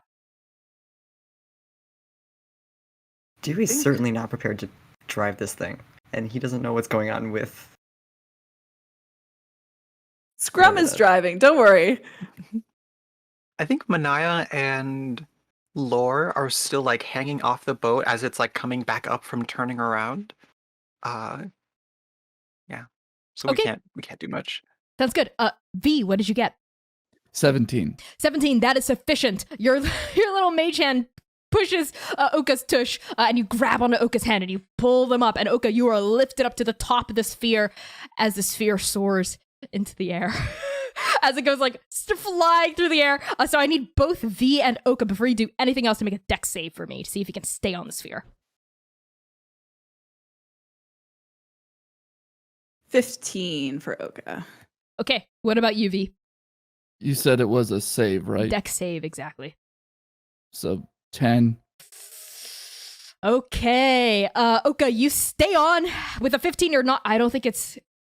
Well, okay, you can try to save V as she starts to slip off of the sphere. Would you like to try to reach out for her? I would actually like to try to push her, but not like into the chariot. They're side by side. Oka's gonna kind of like you know. I mean, they're still kind of holding on to each other. If V is slipping off the other side, Oka would try to whip around so that she falls down into chariot instead of off to the other side. Perhaps. Great. I love that. Why don't you make a very low DC dexterity sleight of hand check, Oka? And I have advantage on this because I drank juice of fast. It was math. It's cocaine. It was a natural 20 with the advantage. Okay, with a natural 20, you can choose to keep V on if you would like. V, would you like to stay on? Actually, I want you on for the next part. Actually, this is a two-part clown show, and we're riding it. I'll stay Oka's on. gonna, yeah. As I think maybe they take V's hand, they like finally stick their culling edge into the ball, and like muscle arm V like basically to them. I love that. Yeah, the two of you like stay on as you're soaring through the air, and you finally get a really good vantage point to see who's driving the sphere. So sort of perched on top of like an omnidirectional seat, like think like almost like Attack on Titan a little bit, like little like bungee cords are like leashing this person like to like 360 directions, so they stay like upright even as the sphere is like turning. They still stay like so they're not like being like ricocheted around inside. And you see like a okay, what would be interesting here? You see a bugbear man who's just sort of strapped in, and he's like shouting something at like the two of you, but like his voice is like muffled through the ball, but you can surmise he's basically going like, get off my sphere, and he's like shouting at you, and you see like he doesn't have any weapons on, but he has this like control stick that seems to be able to like move him around inside the ball. So as the two of you begin to fly into the air, what do you do? Oka is there are two bungee cords attaching the frog to the ball, right? We don't need to hurt any of these bitches. We don't need to fight this guy. Oka points to the one on the left, which is closest to V, and says, light that on fire so it burns to ash! Sorry, I'm like really shouting at my mic. Juice of fast. And then they turn, and they're just gonna leap down and slice it on the way down. Okay, so Oka, you jump off the ball, and your culling edge like shimmers, and I need you to make an attack roll on this bungee cord. V, are you going to burn like requested? You're muted. Thank you. I will cast Scorching Ray on the other one, so I have 3 shots at it. Go for it. Make 3 attack rolls in midair. A 16? Okay, roll damage.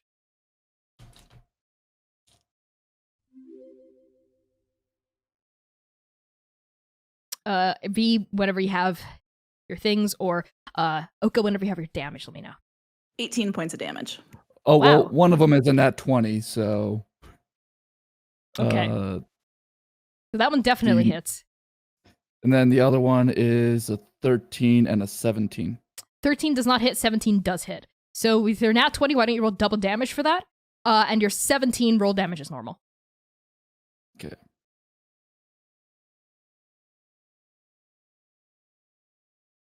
I haven't cast Scorching Ray for so long. I know, it's been forgot. like, ooh, like memories. We haven't rolled dice in like months. In months. We I haven't just touched suddenly those just- dice. And Connie was like, Yeah. dice. So the I feel nat- like a normal D&D game. the first one is 15 and the second one is 7.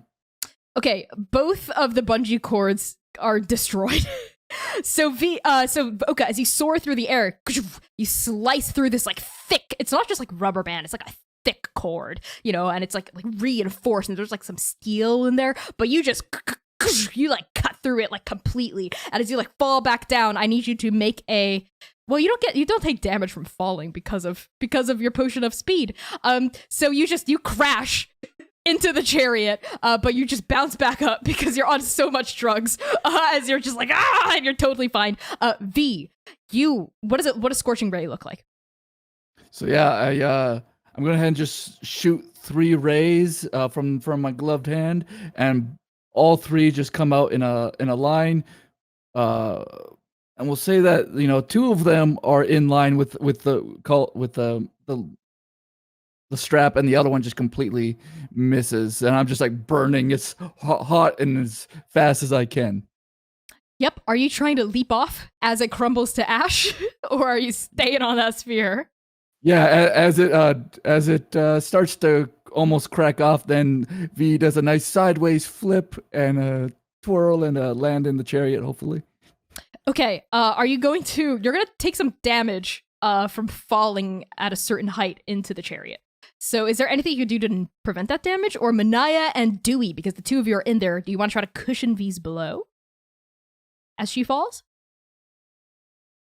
I remember what happened last time when I tried to do that. Yeah, Manaya fucking died. So Yeah. I had a 1 HP then. I have 82 now. So she's going to try to catch V. okay, Manaya making a dexterity check.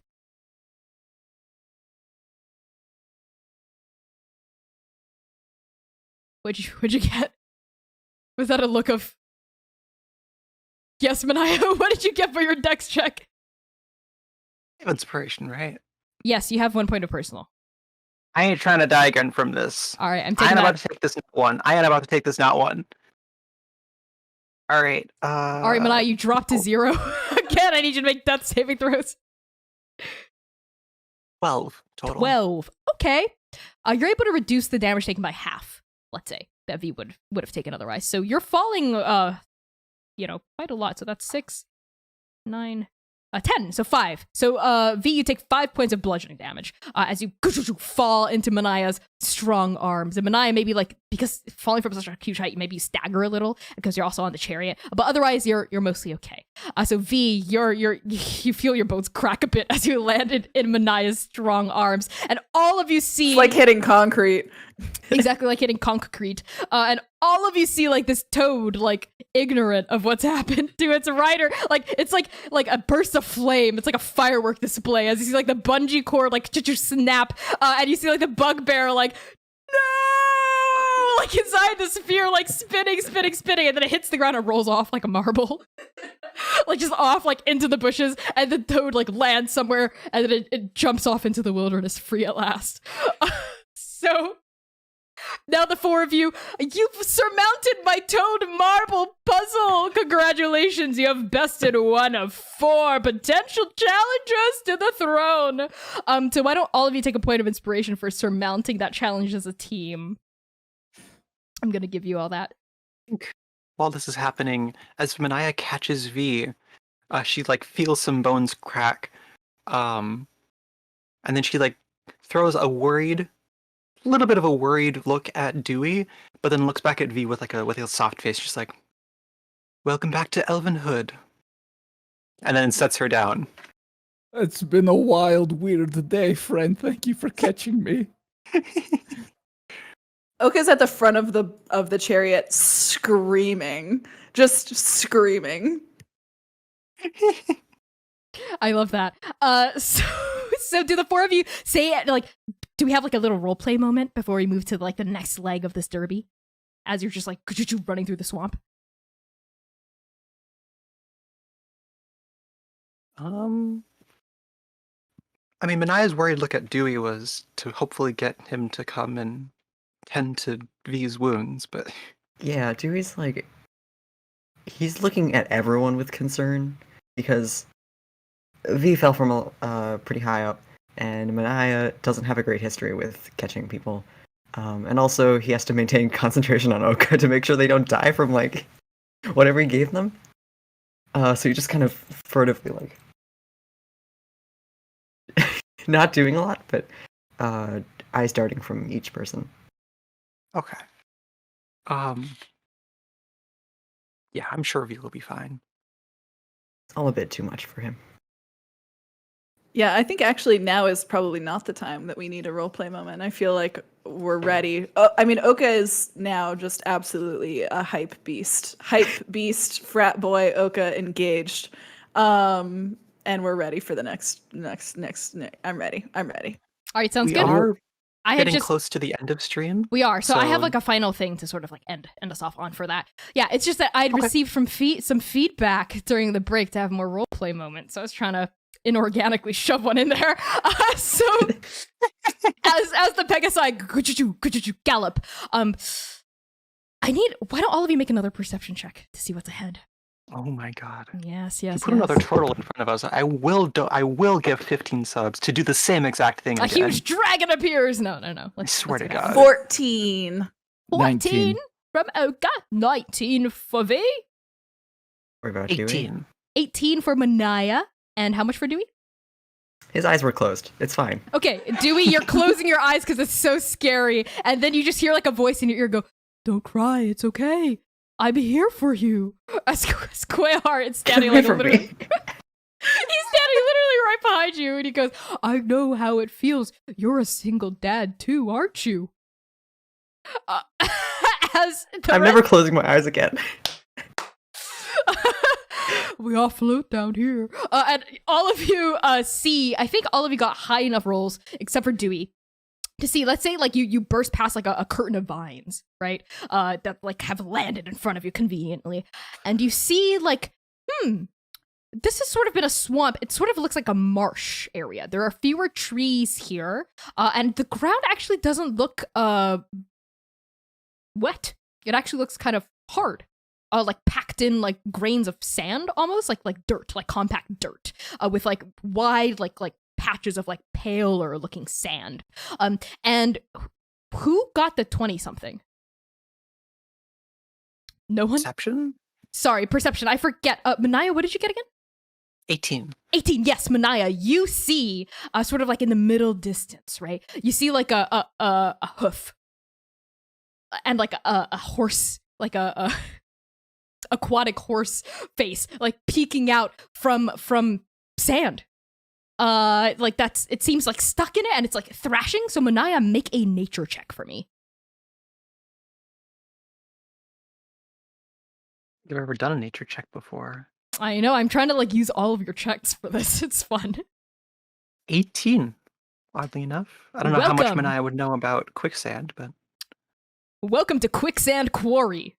As the Pegasi like just like ignorantly like trample forward, and then you hear Laura go, wait, hold on, this is and Allie goes, nay, as like a hoof gets stuck in some quicksand. And I think we're gonna end the session there on that cliffhanger.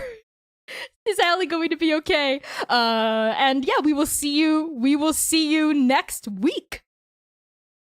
I kind of feel like we could keep going. I don't know how everyone else is feeling. Really? You want to get past quicksand? Yeah, Quarry? because I want to I'm gonna fight you about how Pegasus would not get stuck in quicksand because they're not running on the ground.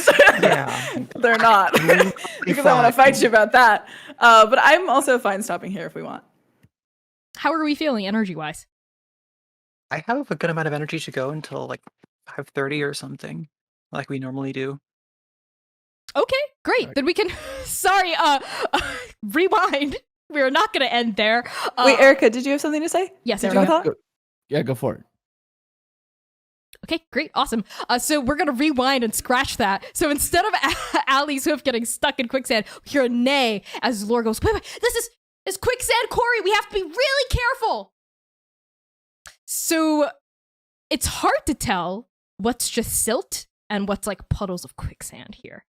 So as the Pegasi, like they like skim like over the quicksand, like their like wings like flapping. They're trying their best like not to actually touch the quicksand. But the part that will get messed up is the rest of you, is the chariot. Because even though the horses are off the ground, the chariot is like getting dragged behind them. So what's the play here? What did the four of you do? And everywhere you We look, you s- see like hands sticking out, like bits of rig that like other people have like sunken in. Like it appears that other people have tried to take this shortcut ahead of you even, but have gotten mired here. What do you do? We still have the sleds under the wheels, so hopefully we'll be able to skid over it and not like sink into it, especially if you're going fast enough.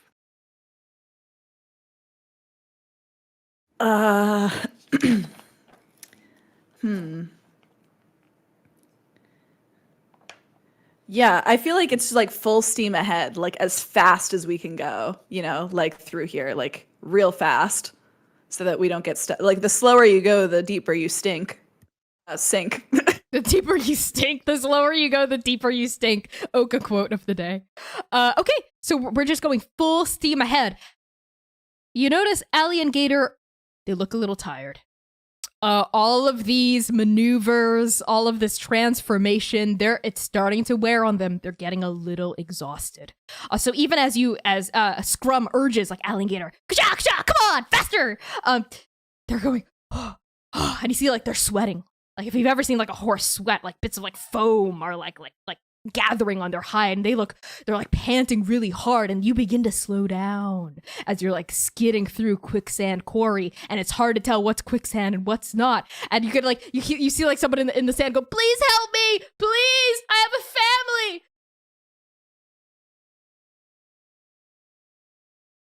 What are the four of you? What do you do? Can we X card that muted. actually? You're muted, Erica. Also, we got an X card. Okay, sure. Let's X card that then. Yeah, you just see like various other rigs stuck, and let's see like you see people like on top of their rigs, like dodging away from the quicksand in like a dangerous situation, but they're not sunk underneath quite yet. What do you do?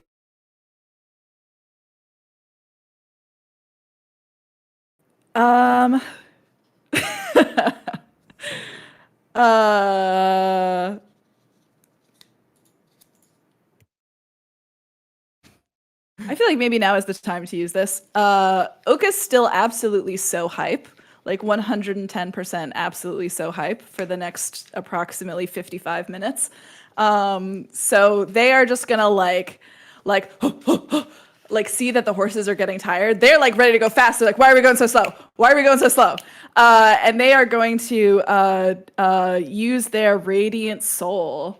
Like the wings just like they're just kind of like vibrating there, and then it's like just like right out of the two slits in their shirt, and they're like they are glowing now, and their wings are out, and they are just gonna take out like up into the air, to try to get a bird's eye view of the sand to see like where people have gotten mired and like map out the path in front.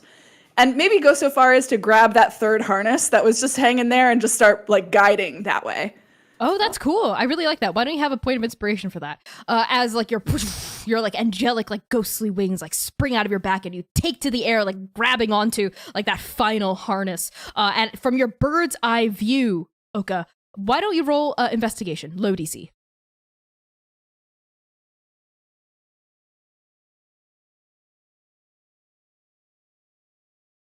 $24.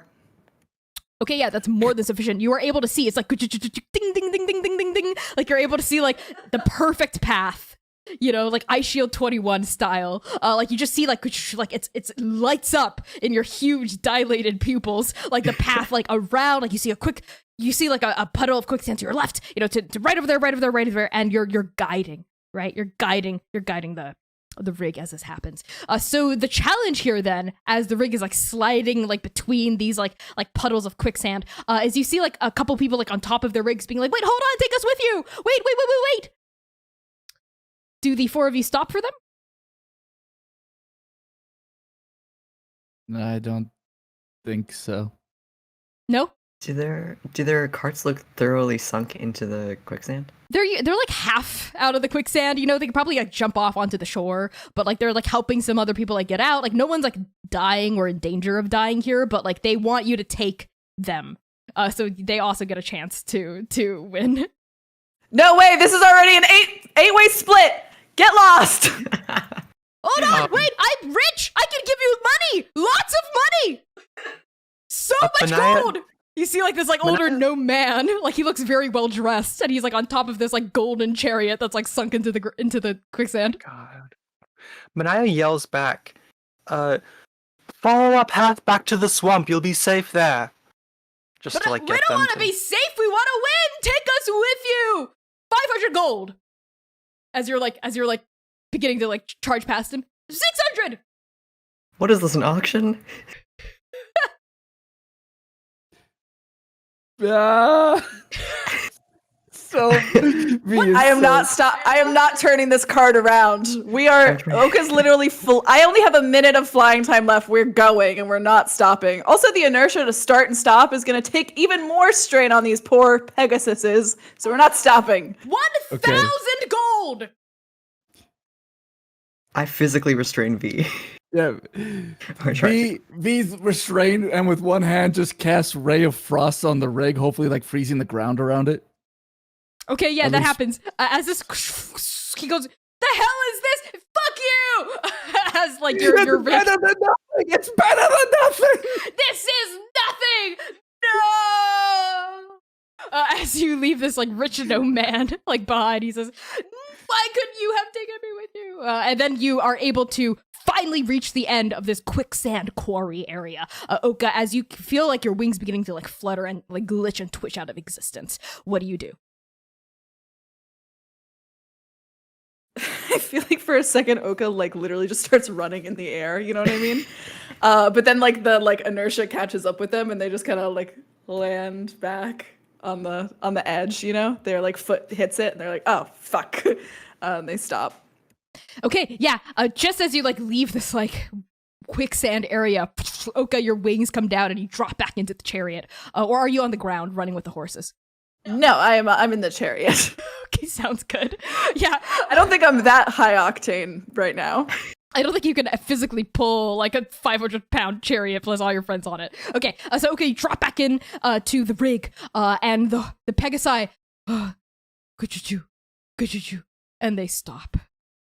And both Hallie and Gator are panting like, and they look like if you make them like take another step, they might like keel over and pass out. Lore goes, what's going on? Come on, Scrum, make him go. I don't know, Lore. They look pretty tired. What is the wind like here? Roll nature. Sand sailing, sand sailing, sand sailing, sand sailing, sand sailing. May I have forgot. advantage, or would this be more difficult than the ocean? This is not like the ocean at all. Okay. Yeah, I don't think there are trees on the ocean really, because there's like so many trees. This is, I think, it's very different from the sea. Can I give it a go? Oh yeah, 12 for me, or 13 rather, 13. Okay, a 13. There's wind.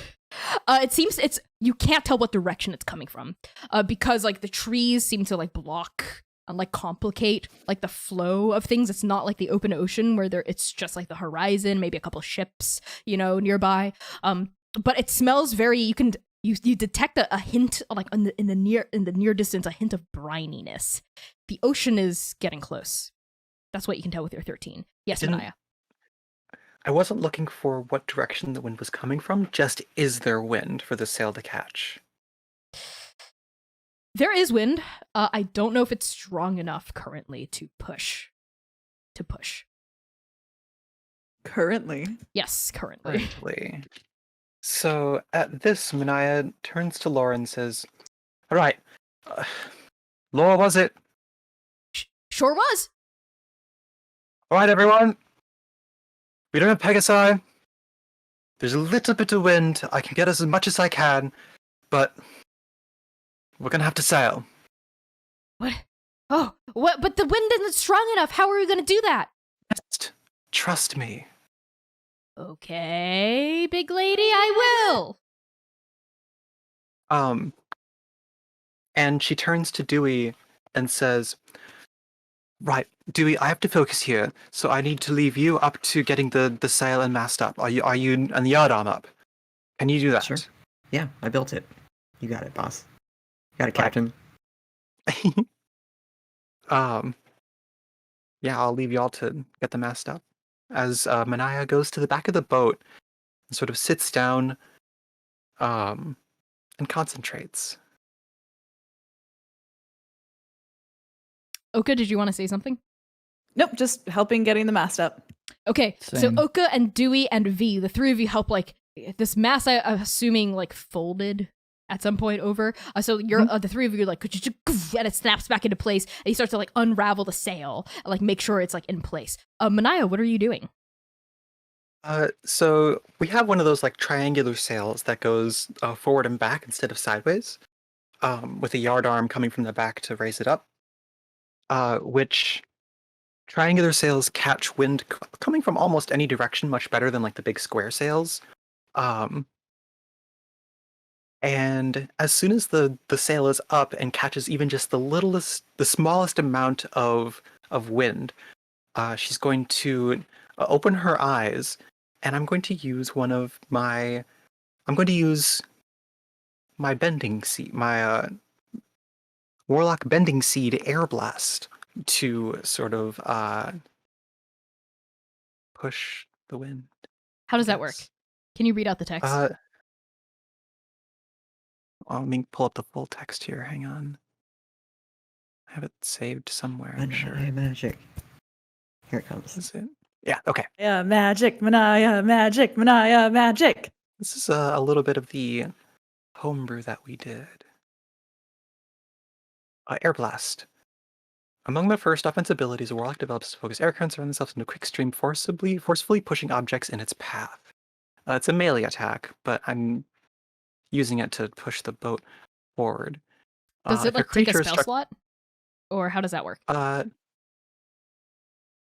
I do a bending check and try to beat the base DC, which is 5. Does it consume a spell slot? No. This is replacing the meta magic. Warlocks don't have meta magic. Is it meta magic? The extra stuff that you get. Oh, do you mean like invocations? Eldritch invocations? I think so. An invocation. Yeah. Okay, yeah. cool. All right. That DC seems ridiculously low. Let's look over the You're mechanics. meant to combine the seeds with something else, Mhm. and then the DCs get added together +4. Oh, interesting. Okay. Yeah, let's take a look. But for now, let's say it works. But after this, let's take a look over because I know like you've taken enough levels to like have Eldritch invocations at this point. So let's. Yeah, we'll look over it later. Yeah, let's I look over sent it to you. You did, but it was a while ago, and I didn't officially approve it, I think. But for now, let's say this is what happens, and why don't you use your air blast? Okay. Yeah. So bending is a wisdom thing. 19, 21, 24. Is that like an attack roll? That's just to actually like do the thing. Okay, sure, then it works. So describe to me what it looks like.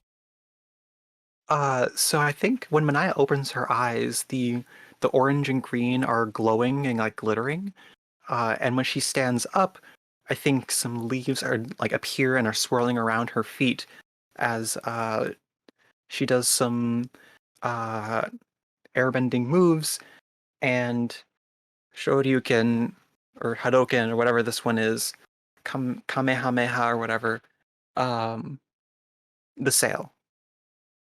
Awesome. In the direction of the wind.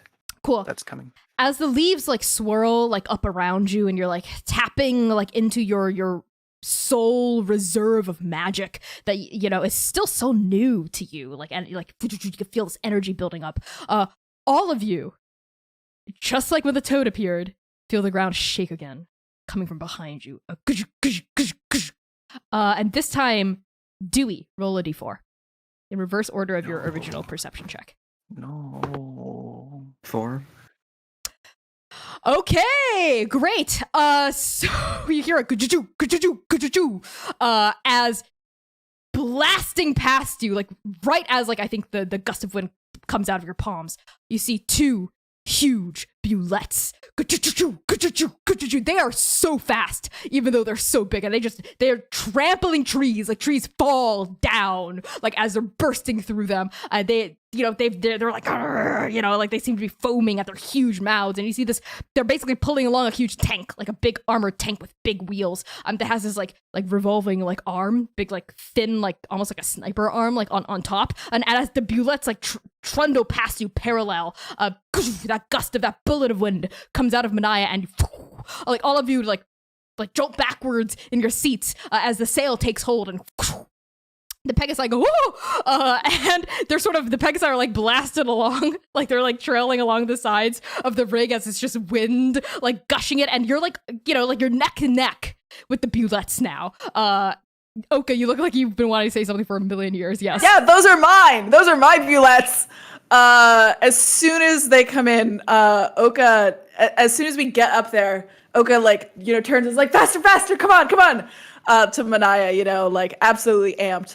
They're gonna hook one arm in, and they're gonna like lean down, kind of like where the Pegasi used to be, kind of like off the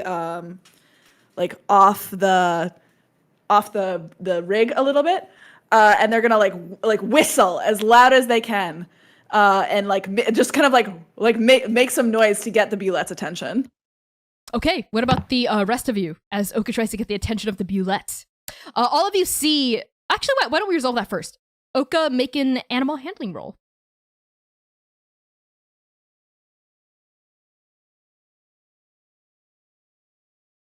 16. Okay. With a 16, you whistle and you see the bullet to the left. You're not sure if this was Mimi or was it Mimu? Do you remember their names? I remember their names. I committed them to memory for this exact moment. What are their names? Mimi and Mimu. Wonderful. It's Mimi, like to the left, like her big like shark eye seems to like turn and like look at you for just like half a second. And then all of you notice like this huge like arm on top of the tank swing, boom, and like lock onto your rig. And you all sort of hear like a like noise as like your hair begins to like stand up, like your feathers begin to raise. It's very similar to the feeling of when you were approaching the Nosh, right? And you sort of hear like almost the noise of like a Tesla cannon, like coiling up in midair as like things begin to spark in front of like the barrel of this gun is basically what it is. And a huge like ball of lightning forms and poof! There's like a boom noise, like almost like a sonic boom, as it begins to, this orb of lightning hurls toward where you are, and I need all of you to make a dex save. Okay, but what if? Do we think Oka could make a pretty good lightning rod? What do you think about that? What do we think about that? Let's say if your dex save is high enough. Like your body as a lightning rod? Well, Oka's got Vinosh in them, and they also have the Rite of Storm. I don't know if it would actually work, but I'm just thinking about it. I'm gonna use my inspiration because that was a nat right. 1. You have 2 left, Dewey. All right, Oka's also using an inspiration. You have 1 left, Oka. Manaya, V, what'd you get? For Dex? Yes, I dex got save. a 9. 9 from V. Would you like to use inspiration? Manaya? Nah, You'll I'll take just it? take it. Okay, Manaya? I'll use my inspiration. Sounds good. Oka, I what'd you also get? got a 9. Okay, but you don't want to take it. 18. I also got 18. Okay, 18 will not be sufficient for you to become a lightning rod. I was looking for a ridiculously high save, I think, for a stunt like that. Okay, Oka and Dewey, the two are you. Okay, what'd you get, Manaya? 15. Sorry. 15. Okay. Oka, Manaya, you're gonna take half damage. Oka and Dewey, so are you. But the two of you, because you got an 18, also get a chance to save to fix up the rig a little bit, because this blast is also going to impact the rig. So as it poof, V, you're taking full damage right to the face. Poof, it's like a huge like a thunderclap, and then like a storm erupts right where you are. And I'm going to need all of you to take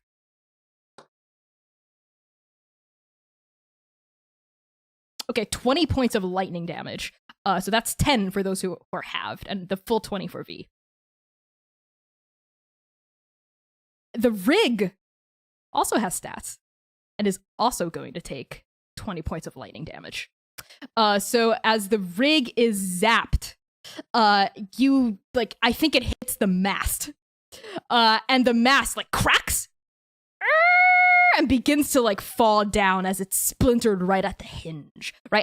And all of you begin to slow down. Like the bullets like pull ahead of you, and like Mimi's eye like snaps forward and it begins to like run away from where you are. But remember, you have 3 pieces of scrap left in the box to like fix things up. This would count as like 1 damage. So, how do the 4 of you react? Oka is going to try their goddamn best to imitate the sound of a baby bulette crying. Like that, they're just gonna be hanging off. They took some fucking lightning, and I think it zaps them so much that they just go, and they make the noise as best they can. Okay. Because I think maybe they were in the middle of trying to do that when they got zapped, so it just sounds really wild now. Make a performance animal handling check. So that's charisma as the base and animal handling if you have the proficiency. Your face. So it's just charisma. Yeah. Make a charisma check. Did I have advantage because of my hunter's bane? Yeah. Let's say you do. What do the rest of you do while Oka's wailing? Dewey's gonna try and like he's gonna fly up and try and keep the mask from falling down as quickly. But he's not very strong, so it's just like slowly or pretty quickly pushing him down towards. Yeah, but I's gonna do the same thing. Okay. Like she maybe like turns the wind blast back, so she like launches forward to try to catch it. Okay. The mask comes down, Dewey, you're like, no, as like it begins to like crush you, but then like suddenly like saving you for like the 9th time this race, Manaya flies from the back of the rig and pushes the mast forward to like prevent you from getting crushed underneath it. What about you, V? What are you doing? The mast looks pretty blasted. You're gonna have to repair it on the fly.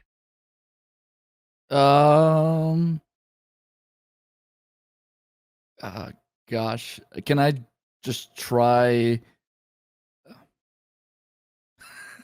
I'm so conflicted. I guess I'll help with trying to keep them masked up. Why not bring my old friend Mage and try to keep Okay, so Manaya and V, why don't the 2 of you independently make a stability check for the mask? Let's say that's survival. Feels like a survival skill to me. So while that's happening, Oka, what did you get for your roll? 16 minus 2, 14. Okay, a 14. What were you trying to accomplish with it? To make the bullets stop and come back to me. They don't stop, but they slow down. With your 14. Oka jumps off the front of it's not moving anymore. So Oka jumps off the front and just starts hoofing it after them, like calling at them. Those are mine. This is what we need. We need them. I'm going to go get them. I'll be right back. Oh my god, you're trying to poach their bullets from them that they've raised? This has been my plan since last week. It's a week-long plan in the making here. Okay, as Pretty your good plan. rig skids to a stop in the middle of the swamp, all of you see like Oka hop off and begin hoofing it like on foot to the bullets that are like, they've slowed down, but they've still got a huge lead and they're still very fast, even though they've slowed down. All of you just see like Oka running and calling after them like a maniac. And Manaya and V, what did the 2 of you get for your survival check? that one? Oh man. Yeah. Manaya's just trying to hold the mast up, but her survival check is 6. Oh man. Okay. No, I'm fine. I will use my last point of inspiration here. Okay, I'll sounds reroll it. good. Nat 20! Connie was gonna kill you. Oh my god! A nat one. The duality of V. The duality of V. Risk and reward, baby. Duality. Risk. From rags to riches, baby. So V, you're not really helping that much. The mask is heavy, let's say, and Manaya is like it's like coming down on Manaya. It's as heavy as like a big tree, let's say. So V, how do you save the day? How do you help Manaya from getting crushed? V is gonna reach in real deep to like a part of her that maybe isn't available for like 10 levels from now, and all of a sudden the alligator portion of her. You see this like radiance of green around her as all of a sudden Mage Hand just like shoots out of her hand, and it's like beefy Mage Hand, just like, but it's like in the shape of a dragon's claw, and like grabs the mast and pushes. And you have successfully righted the mast, but it's still broken. So all eyes of the Bone Breakers turn to you, Dewey. And Quailheart goes, "Whoa, we're falling behind. You have to fix it, Dewey. I Please." shoot him a glare. For our bro Dewey's ship. dragging. Oh my god. Dewey's grabbing a long piece of scrap metal, and while V's holding it up, upright with her mage hand, he's gonna just quickly drive in some nails, so to stabilize it. Cool. So we deplete. Let's just see how well you stabilize it. Make an intelligence check plus your tool proficiency. So that is going to deplete the scrap reservoir to 2 out of 3. What'd you get, Dewey? I got a nat 20. Hey! 26. 2 nat 20s! 2 nat 20s! That's what I'm good at. Okay, I think what that means, I'll give you a choice between 2 good things. One, you either don't deplete a scrap, so you still have 3 out of 3 because of your thriftiness, or you get to add like a special bonus, like you've buffed the mast somehow. I'm gonna buff the mast. I think that adding a piece of metal that's probably jagged a little bit makes it cut through the air better. I don't know how aerodynamics works, but it makes it go a little bit faster, and it's a little bit easier to maneuver, I think. Sounds good. As you're like quick time sawing and like clamping and hammering this mass back together. Okay, you're jogging, and the bullets, they're drawing farther and farther away. And your companions on your rig feel another gush, gush, gush, gush, gush. And I'm going to need I forget who got the higher perception check. I'm just gonna say V because you got a nat 20 earlier. Roll a d4 for me.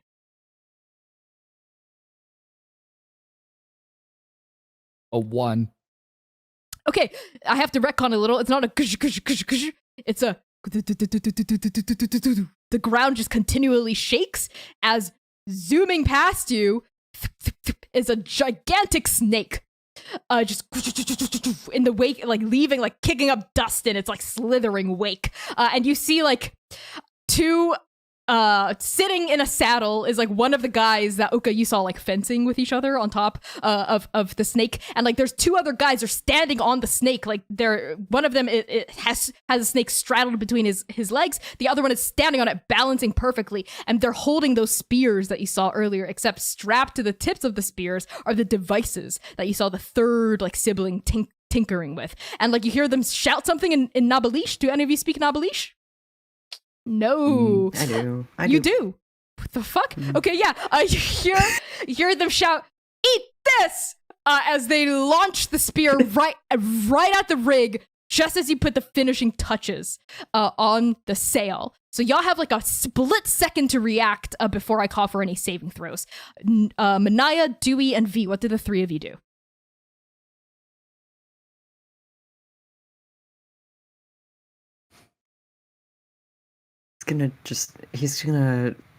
All he has time to do is like reach out the hammer he's been using and try and deflect the arrow so it doesn't hit the mast.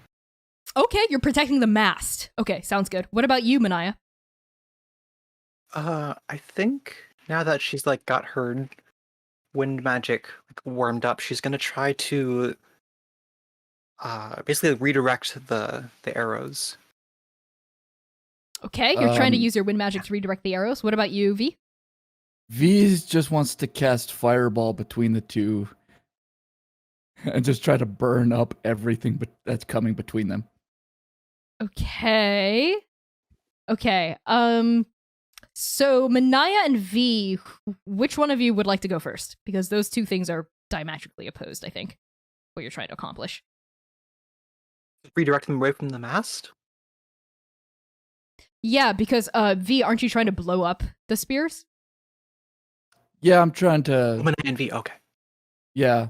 I mean, V, you can go first since yours is gonna go faster. Yeah. Yeah. Okay. If they do manage to get through, then maybe Manai can try to deflect any. Okay, sounds good. So how does fireball work? Is it a dex save?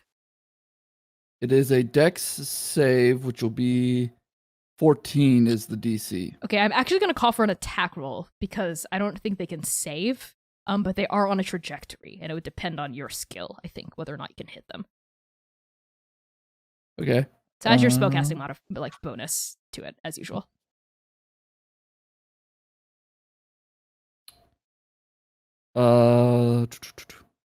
That's only a 9.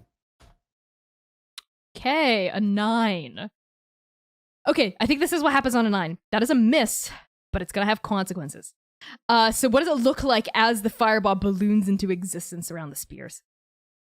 It's just gonna be like it's happening so fast that V just interacts and just like flicks her hand, and it causes just a huge 20-foot radius fireball and all around. And I imagine the spears go right through, and now I don't know if there's consequences. They're probably flaming now, and they're still coming at us. Actually, the spears blow up because the things attached to the tips were explosives. And your fire has ignited it and made the explosion even more powerful. So, unfortunately, Dewey, Manaya, and V, I need you all to make a dex save at this stage. 12. 13. 21. Okay. So 12 from V, 13 from Dewey, 21 from Manaya. Okay, 21. Then in that case, okay. The full damage is going to be 12 points of force damage and 6 points of fire damage. So just halve that for the 21. So 6 points of force damage and 3 points of fire damage. As the explosion, I think, blows you all like poof, like in the rig. V also is knocked unconscious. Okay. Consequences. Yeah. So I'm V, at how are you knocked unconscious? Do you slam against the mast? Do you like fall out of the rig? Describe to us. Yeah, I think the explosion is going to knock. I mean, she was helping with the mast, keeping it up. So I think she just is like knocked into it. Her head probably hits it, and she falls unconscious onto the thing. I think there's a very cinematic moment as you like make this fireball explode, and then like we see like reflected in your eyes like the explosion. And you're like, oh shit, and then bam, you crack and boom, you fall. And Dewey, because you've done your best to protect the mast, I think the mast stays standing, but you take the full brunt of that explosion as well as your feathers begin to catch on fire, and you also fall back in the rig. Manaya, how are you holding up, buddy? I think maybe to take half damage, as she's like casting the wind forward, it like breaks some of the fire, so it goes around her. I like that, yeah. When you only get hit by a little bit of the explosion, but you stagger backward as well. The bone breakers have fallen to the bottom of the rig, and they're all like covering their faces and heads, and they're screaming their heads off, you know? Like you're not sure if they're scared or if they're excited and thrilled. And the horses spook. The Pegasi spook because of the explosion, and they've gathered their breath enough at this point for them to start running again, and they begin galloping. And Oka, basically what you hear is boom, ah, as the Pegasi like begin to run toward you and catch up toward you. You're lagging behind, like the bullets are leaving you in the distance. Oka, what do you do? I mean, should we end on that cinematic V's at 0 and Oka's about to get run over by their own horses? Oka got run over by a reindeer. Yeah, I think I like that. I like that a lot. We leave it on that cinematic cliffhanger as the snake guys like slither right past, and Dewey, you can understand them saying, "Ha! Losers! Eat our dirt! Eat our snake dirt! Losers! Yeah! Good job, big sis." And the snake goes as they continue like slithering off, catching up to the bullets. And let's end it on that image of Oka like freeze framed, about to get run over, V unconscious on the ground, Dewey feathers singe, Manaya breaking through like gloriously, this like explosion. And yeah, thank you all so much for tuning in to Arc 2, Episode 13 of our Transplanar RPG D&D stream, soon to be podcast. Keep your eyes out for our anniversary in June. So with that, let's do outroductions. I have been your GM and executive producer. My name is Connie. My pronouns are they, he, and she. I don't know why I'm speaking like it's a slam poem, but here it is. You can find me on Twitter at @byconniechal. You can find me on itch at Buy Connie Chung, where I have 2 modules up. Please buy them. They're only $5, and if you don't want to pay that money, that's fine. I've got community copies. Please grab a copy of my accelerated combat module for 5th edition. If you like how combat's run here, if you're like, I don't want to wait a million years for my turn just to swing and miss, accelerated combat might be for you. It's a new way to handle random encounters and battling on the road that we have debuted right here on Transplanar. My other module is called Roleplay. It is a mini game, system agnostic, for building relationships between pairs of PCs and NPCs.